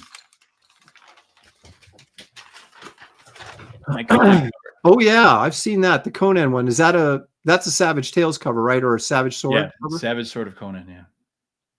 I can't believe how nice you get those colored pencils to look. Yeah. You would never think that wasn't a painting. Yep. That's why it's because it's so precise. Like to do all these little heads in here, Oh, I there's like 70 heads I counted at one time. And you can get your pencil really sharp and you can do really detailed, fine work, And that's what I liked about it. It was so finely detailed. What I don't like about it, it doesn't really smooth that well. You have to be really good at getting these areas smooth. It's a real trick. That's just so amazingly, cool. this is old and it's held up. This whatever this plastic I worked on, sort of Mylars, hasn't faded at all. It hasn't cracked at all. It must be it would ruin any landfill. It doesn't decompose. People are gonna start picketing your house. Great pictures, but I didn't save the whales or anything. Leg Kick for 5. Thank you, Leg Kick. Says Kelley Jones Dracula books are really good and creepy. The third book is on crowdfund right now. Kelley, you could have come on and promoted your book. This is kind of cool. This is a never before seen stuff. Oh, are these like color roughs? Color roughs, yeah. Wow, that's cool. Yeah. So you did. I just realized nobody's seen these. I mean, we're talking nobody at all has seen these, but me. Did you do all these for Marvel and send it to them to pick one, or did you do this for yourself? For myself. Okay. So yeah, it's kind of cool. How would you go that far just for yourself? That's awesome. Yeah, well, they're pretty loose. I mean, these are really loose. I don't know if you can see them that well. They're super loose. Okay. No, I'm serious. So and they're fast. Those do suck. I'm sorry. So you can see which one I picked right there. That's the one. Right. Well, painters always do color studies before they, so they know what they're doing before they don't just jump in and start, laying paint down and hope it works out. That's the way I paint. I know, me too. It never works out. Right. Yeah, and somewhere there's got to be the drawing, because the neat thing about this stuff is, let me get something here, is this Mylar stuff is you can take a piece slide it underneath there, and look, I can see right through it. Then I could just color it. Over the top of the ink. Yeah. Yeah, and I pull this and get rid of this and finish it up kind of a little bit, and you got yourself your illustration. That's what I loved about it. I could do a really strong drawing, and then it worked all the problems out, and then when I go to color, it's easy. Fantastic. It's actually pretty fast. Billy Tucci for 5. Thank you, Billy. Says terrific show and amazing art, Beards. Great talking to you yesterday, Dan. Thank you. That's right. Yeah, I had chatted with Billy. I haven't done that in a while. That's great. So, yeah, I saw him at the first time I met Billy. Really was at Motor City Comic Con with John Malin. We all hung out, went out to dinner. I met Billy's army buddies. So that was pretty. They welcomed us like he's known these guys a long time. They welcomed us, John and I, like we were family. It was really nice. So I had a great time. That was just recently, right?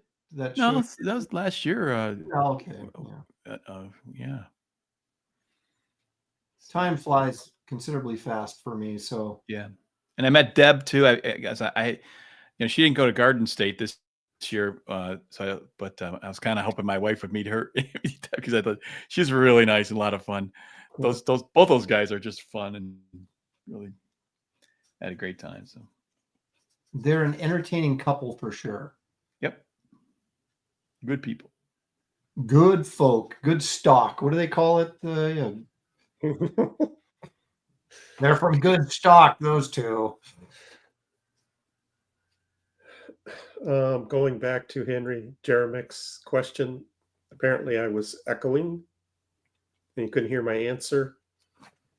Yes, I use 3 or 4 different shades of black when I ink. I don't just use, one ink. I dilute it with water. If you look at Frazetta's and Wrightson's comic, ink original art, you see that they did the same thing. I learned it from Dave Stevens, and then studying, some of the greats, they did it as well. And a lot of Frazetta's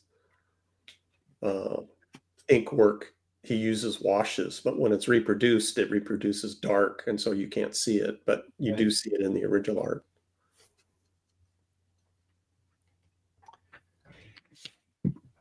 Gary, let's because I'm gonna have to shut down probably closer to 4 than normal. So let's take this Stealth X5 for $1. Thank you, Stealth. Let's go ahead and see what's bugging Gary this week on a fun little segment we like to call What's Gary's Beef.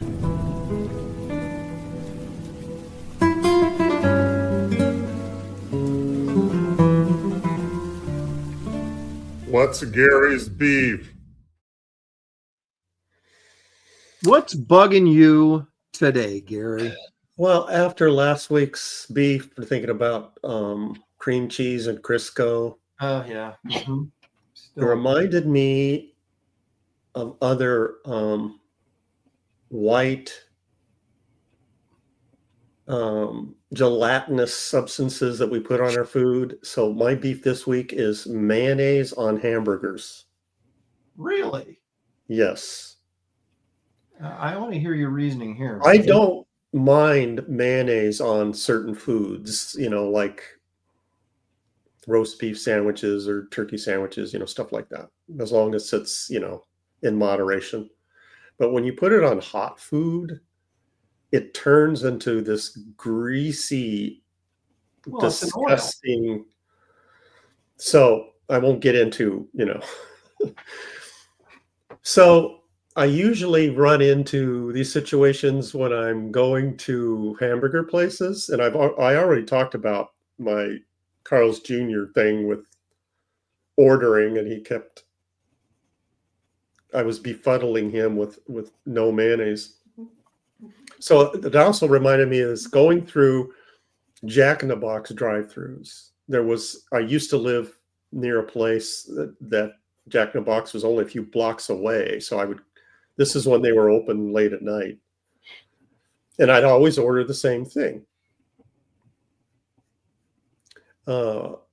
It's their double burger, what do they call it? I forget what they called it. That's how long it's been. Jumbo Jack. The good old With Jumbo cheese. Jack. Yeah, the Jumbo Jack with cheese, All right. no mayo, No mayo. right? Yeah. So I order it, get the food. I've had problems with this place before. So I look in it, and it's like there's cars behind me in the drive-thru. So I pull over into the parking lot, open up the hamburger, and it's literally drowning in mayonnaise. And it's like, okay, these guys are punking me because I've been here before, and I'm probably the only one that orders the same thing every time. Jumbo Jack with cheese, no mayonnaise. So they're trying to teach me a lesson.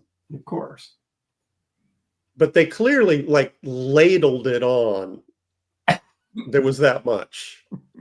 So it was So like they were mocking you. They were mocking you. Yes. So I went in and asked for the manager. And of course, the manager was like, 15. 25 years old at the most.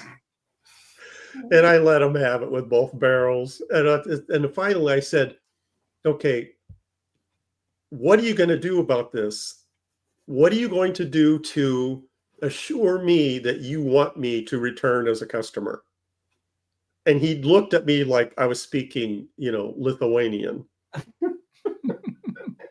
And I said, so aside from giving me my money back, you're going to like give me a coupon for, a milkshake or something? And he's like, no, we can't do that. I said, what do you mean you can't do that? He says, well, it's against our policy. It was like, so when you screw up a customer, you have a policy that you can't make it up to them. So obviously that was the last time I went to that one. So I started going to another one, went to the drive-thru, ordered my usual Jumbo Jack with cheese, no mayo. Get up to the window. She gives me the burger. I open it and look. Guess what? Mayo. Slathered in mayo. Not slathered, but there was mayonnaise.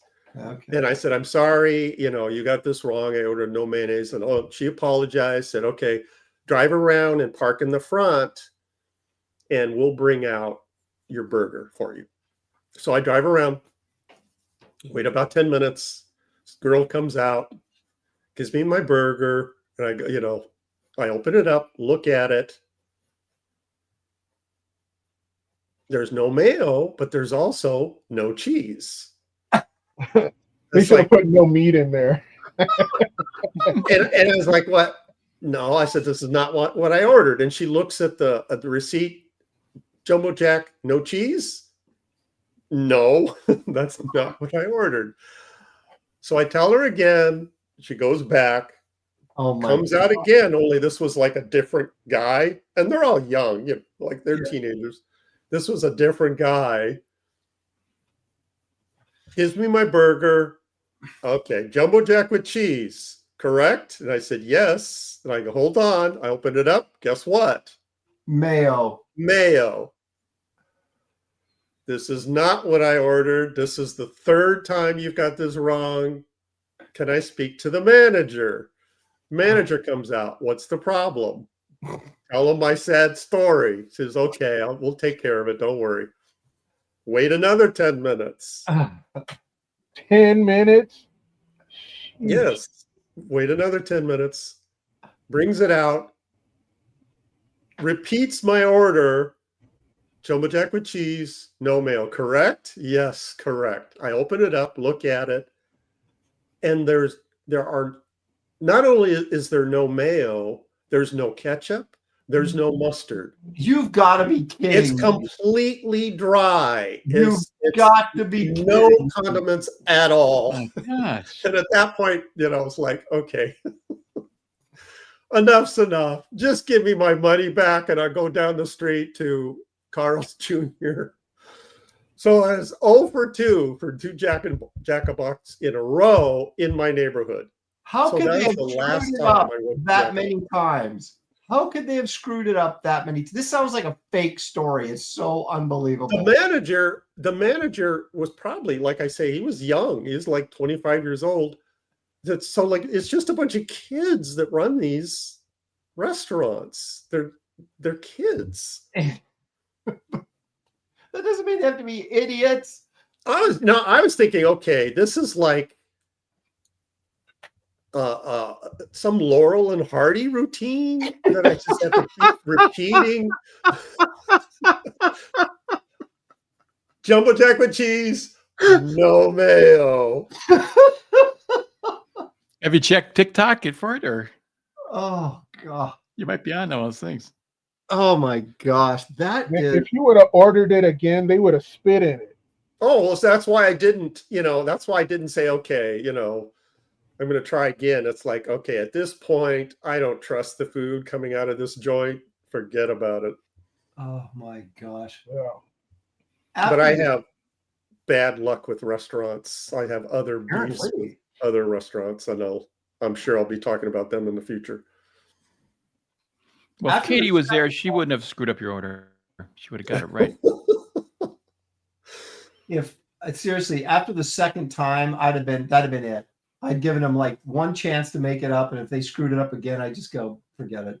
Just give me my But just from them to like screw something else up and then correct that and then go back to the original mistake. Yeah. It's like, oh, you got to be kidding.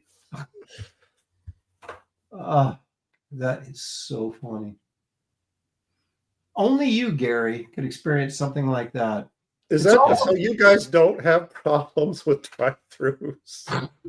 Don't go. Oh well, we've all every time you don't check in the bag when you go through a drive-through, you get home and they screwed up your order.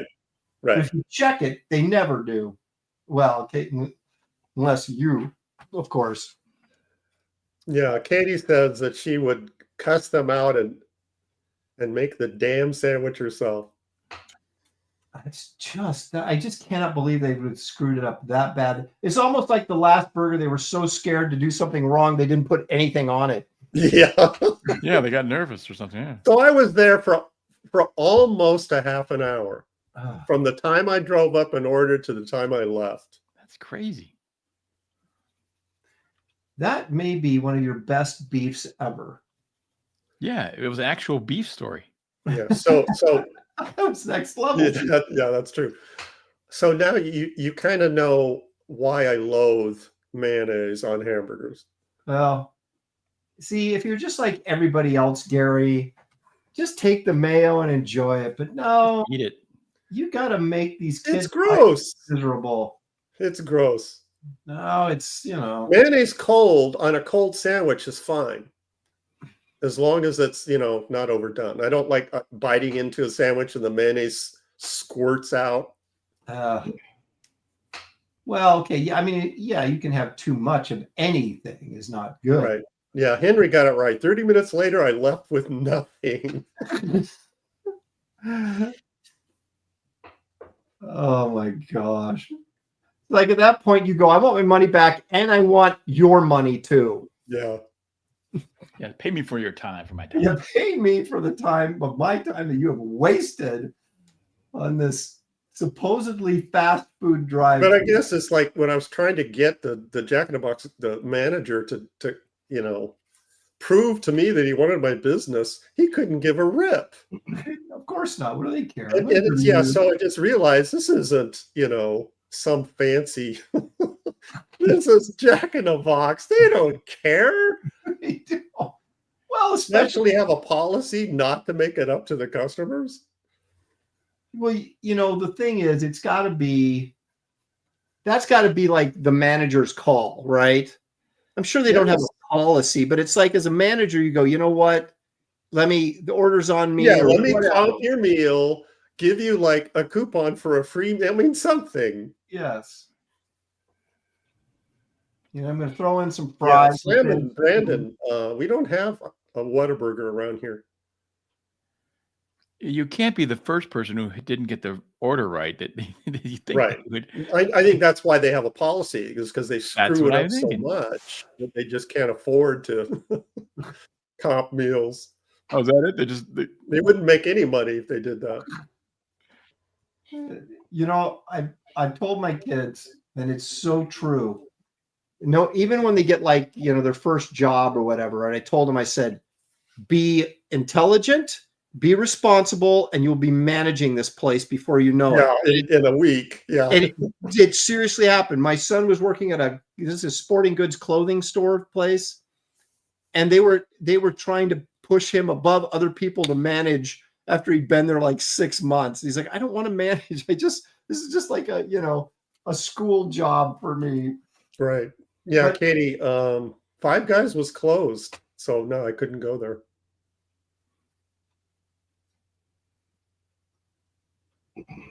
Big Daddy's, Marcus? No, we don't have that either. There aren't really that many great burger places in my area.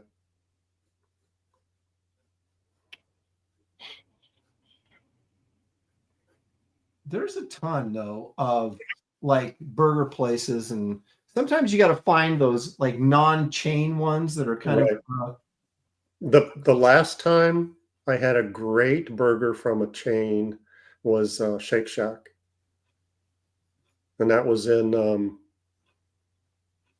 Utah. I Driving home from David's. never been to Shake Shack. It was excellent. Small chapter. Katie says, to make me feel better. This is not somebody else's misery is not going to make me feel better. She says, I had the cooks half-ass my customers' food, and I had to take the order off the bill 4 times last night.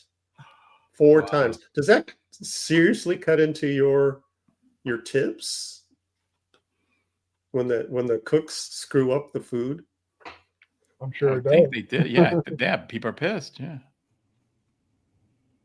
Well, yeah, and you're in a restaurant setting, you have to. You know, you can't fast food them and go, oh, I don't care, get out of here, you know.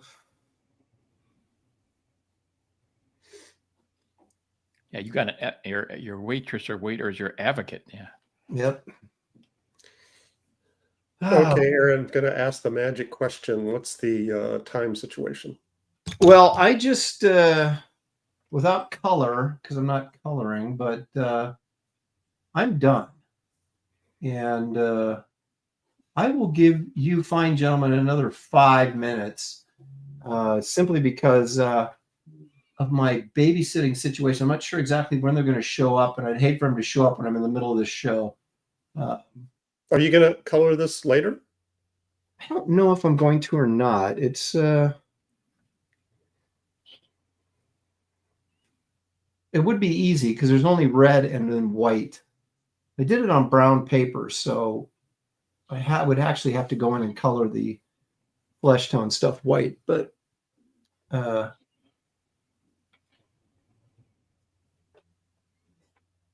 this was interesting getting inside the. I still don't think I did it right. I think it's still too normal looking. Yeah. I think so either. It doesn't look right. Start all over. Should start all over. Yeah. Well, Hold on a second. Glitch says, you sure that wasn't Tina as the CEO of this place? Sounds like sounds like they have a vendetta against That you. could be it. Yeah, that was Tina. I know that guy. yeah, she's like she's got a security cam. She's sitting in this little room monitoring the whole thing. She's the puppet master. I'll get my revenge. All right, send it back. This one's got nothing on it. See how he likes. Yeah, I'll give him some mayonnaise. Wow. Rejected my Valentine, will you? That's right. I'll do more Still, penciling your back. Oh,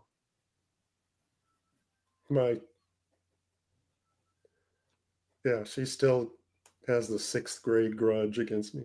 no. Well, it sounds like this went longer into high school, though. It wasn't just 6th grade. Well, high school is. She didn't know about the high school thing because I didn't tell her that we saw her tarantula. Well, yeah, but you've told everybody here, so Right. it's out there now. Well, I wouldn't have put it out there if I would have remotely thought she would ever see this. Well, it just so happened she DM'd me yesterday, Gary. Tell that bastard.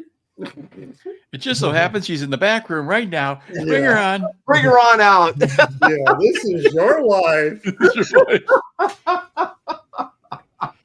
Oh, wouldn't that be great? Oh my gosh. Yeah, what was the shows where they used to do that kind of stuff where they Well, This Is Your Life, right? well, but This not Is Your just Life. that, but I'm talking about they would do those, Jerry Springer's kind of things or something. Oh, right, yeah. Where And they here's the father of your child. What?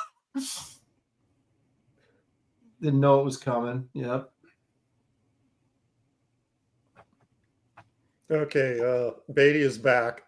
Uh-oh. I'll let you read it.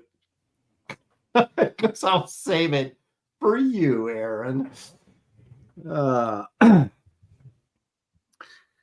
Where is John? He goes, John's back with us. David wins. Aaron, you forgot the D on Dead Man. Dan, well, maybe more black. David hit the mark. I think everyone can agree with that. Wait a minute. I'm looking at my Kelley Jones Dead Man reference, and I'm not seeing the dead or the D on there. Why am I not seeing the D? Oh, it's in white. I see it. Okay. I'm gonna have to go in with whiteout then and correct this. Well, if you color it, then you can put the D in. Oh, I've got it right here. Actually, that's I'm just putting my line in here. I actually really like this one. It's fun, having a blast.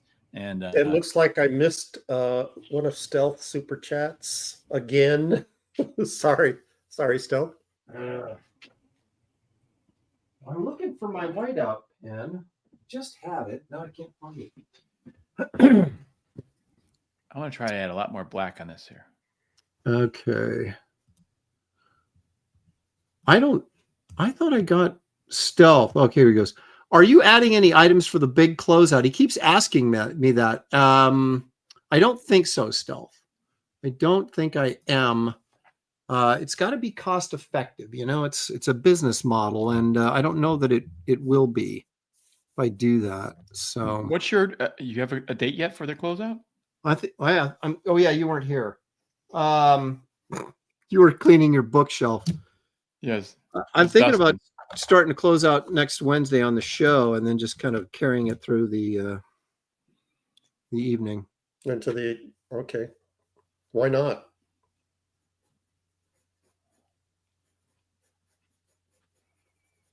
Where you at? What's your number? What? What number yet? Where you at in your sales? Right at 86,000. 86. Yes. This should be a six-figure book for sure. I mean, it's so good. It's one of the best books out there. Well, thank you, Dan. Oh, that reminds me. While you guys are finishing up, let's take a quick run around the horn here. Speaking of which,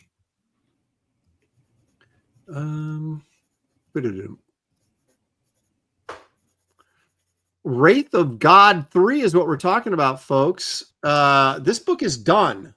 I just got the PDF from the letterer, so I have to go over it and send it to the proofreader and then get the book assembled and everything. But hopefully it should be at the printers in very short order.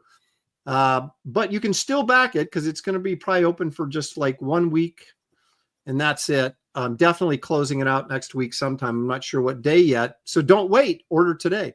You have 4 cover options. This is cover A. This is by me. Now, this is cover B, which is also by me.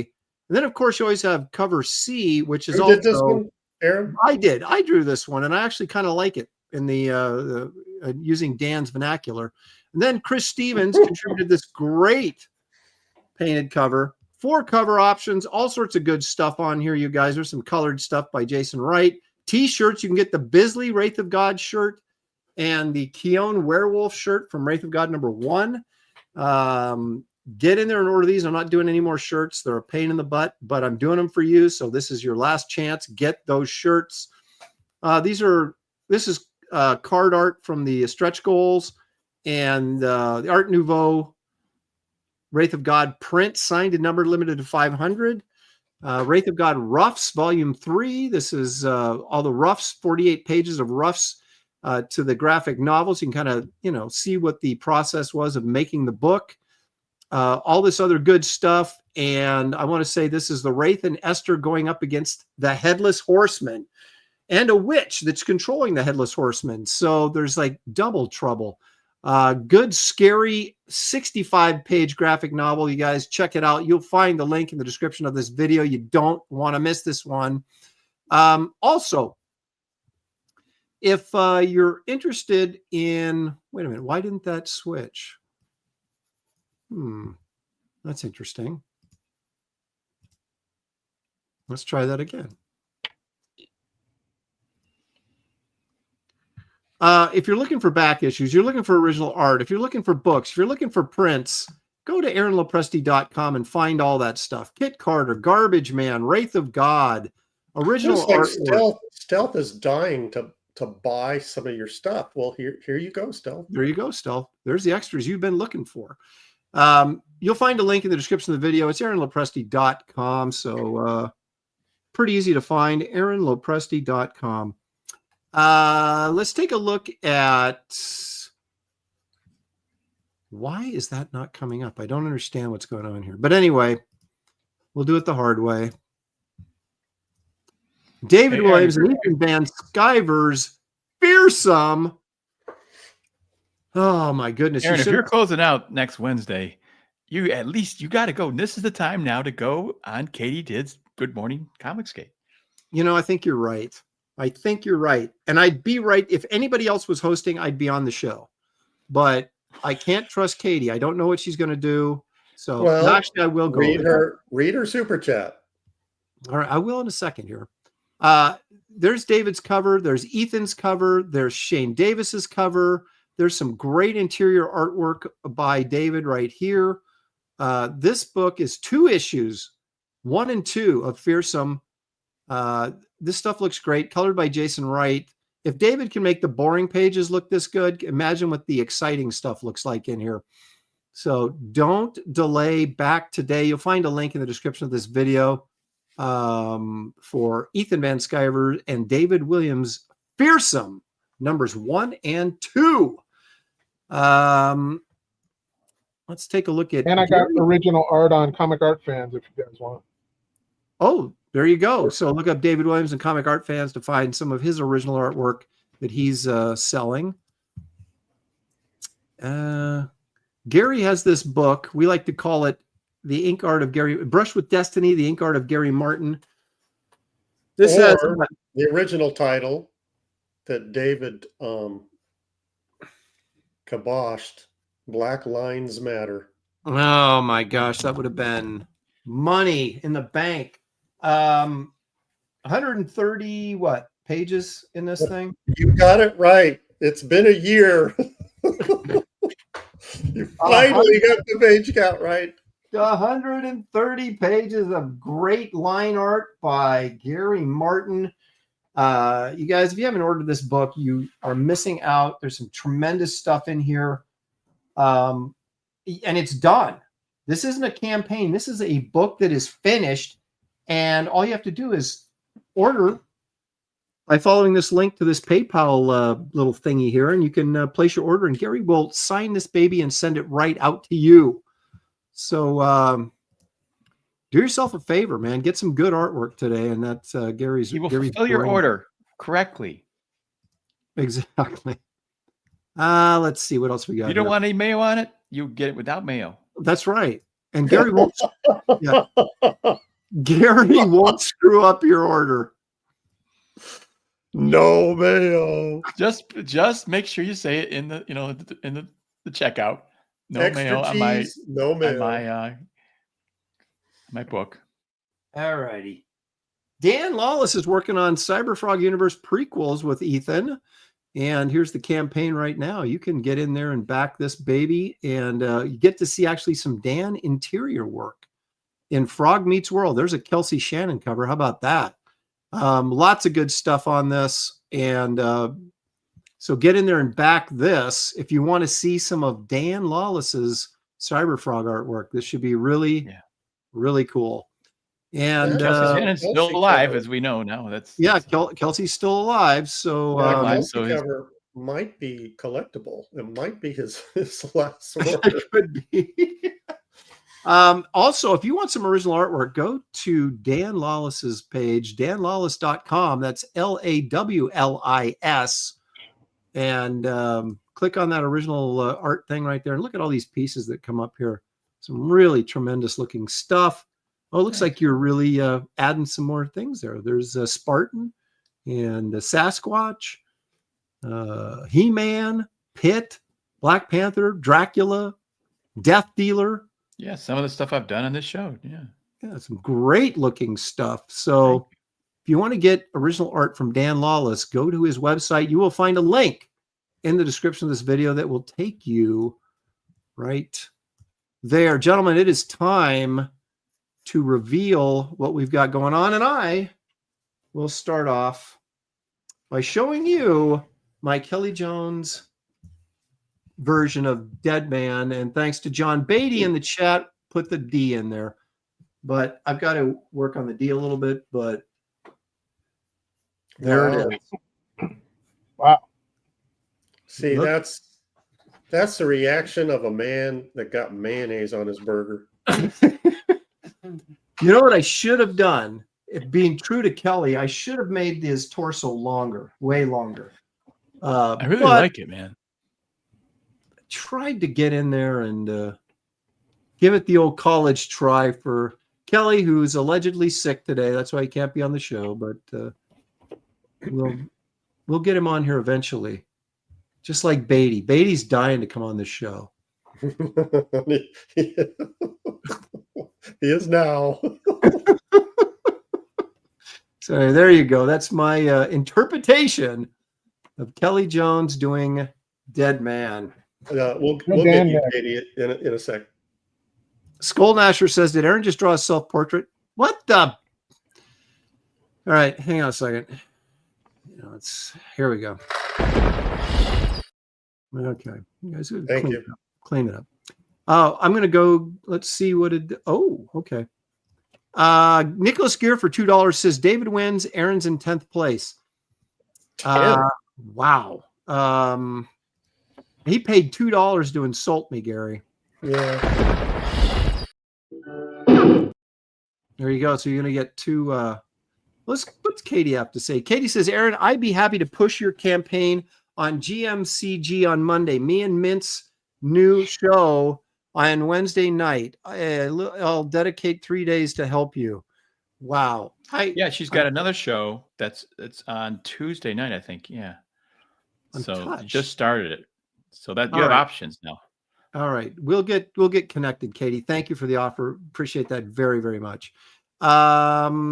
Okay, here we go. So let's see what David Williams has got. We still have one more. Oh, look at that. Not finished. Stealth X5 for $2 says, great work, everyone, especially me. I think he meant to say that. I think it is. He meant to say that. Look at that. Nice. Look at that use of black once again, creating depth. See, David used his $3 skull to draw those skulls when he could have had an actual skull. That's why they're not photo accurate. That's what I'm saying. That's what I'm saying. No, they look okay. You know, what are you going to do? No, that's a great piece, David, as always. Fantastic. Yeah, it is. So that's like that's more like isn't that the vampire Batman though? Not the dead Batman. It's the vampire Batman, right? No, he's got vampire teeth. He's got a skull face. Okay. All right. You say so. And he's hanging with his pals. Katie says OMFG. I think we can translate that. That Batman looks awesome, David. She says it's almost as good as Aaron's. That's a compliment. Yeah. I mean, I appreciate it. I mean, that was implied. Well, see Katie, you see the pattern here that the more you comment, the more he edits. It'll come to the point to where he will disregard everything you've said and just write his own comments. Well, I think that I've known Katie long enough now that I've got kind of a pattern. I understand. I can read between the lines and be fairly accurate. So no, that's not true. She's always saying nice things. Always. Well, that's what I'm saying. She said that Batman looks awesome, David, all in capitals, but I'm sure the implication is, but not as good as Aaron's. Yeah, see. Well, John says you're the Mayo, Katie. Oh my goodness. Katie, you're on your own. I can't help you. I did my best. All right, Dan, let's see what you have to offer us here. It's oh, that's coming along quite nicely. Yeah, it should be more Kelley Jones just when I add the black areas more, you know? Okay. So it's I'm trying to think of it, you know, how he does it with a kind of a dropout feel, you know, but it looks rude. As in Steve rude, or am I just being rude? Inappropriate. Like power jerking.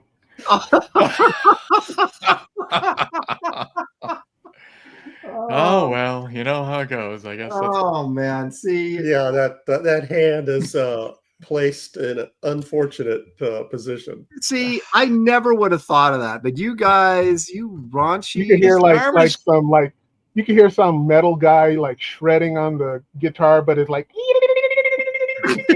that's what he's doing. His arm is foreshortened. It's coming at you. Yeah, okay, Dan, yeah. Come on, guys, get your mind on the gutter. You gotta draw that sound effect in. I may have to do that actually. Oh, Inconsequential says, poor Aaron, thinking it's all about him. We'll add you to the prayer list, brother. Oh. Mike TV says, can't unsee that now. Dan, you degenerate. That's true. You can't. My mind was pure. Holy, what's going on here? Gollum Wolf for $2 says 2 hours to draw, 2 seconds for D-Wams to tear it down. Hey, this is for Rand.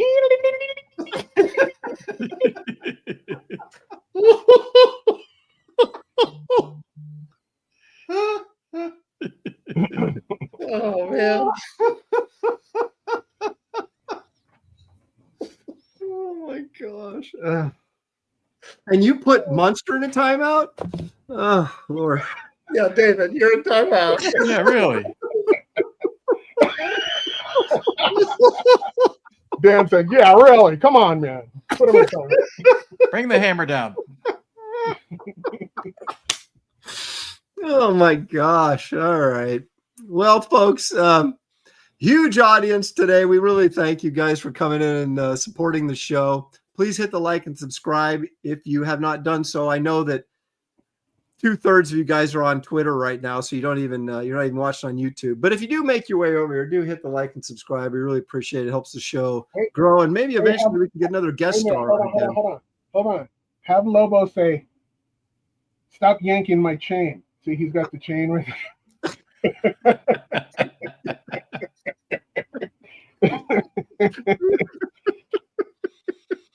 there. I'm just sorry, Dan. I love you, Dan. I'm just going to draw a big ass penis there. You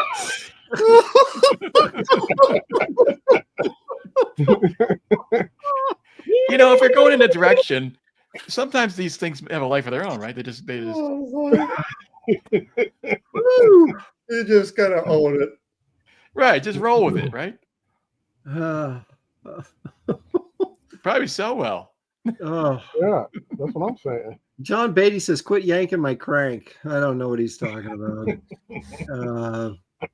Katie says, Dan Mint said she likes your video about drawing hands and it helped her oit a log.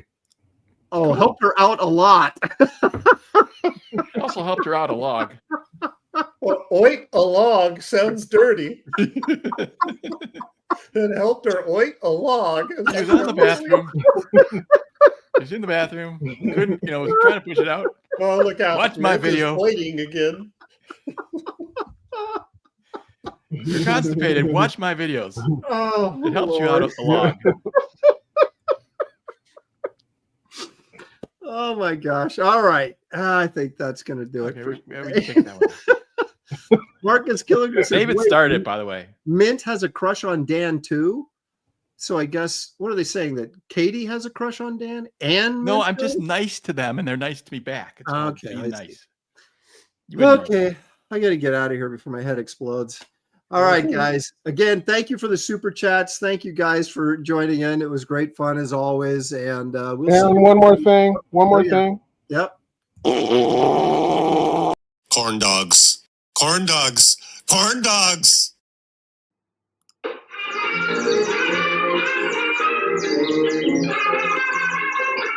Thank you.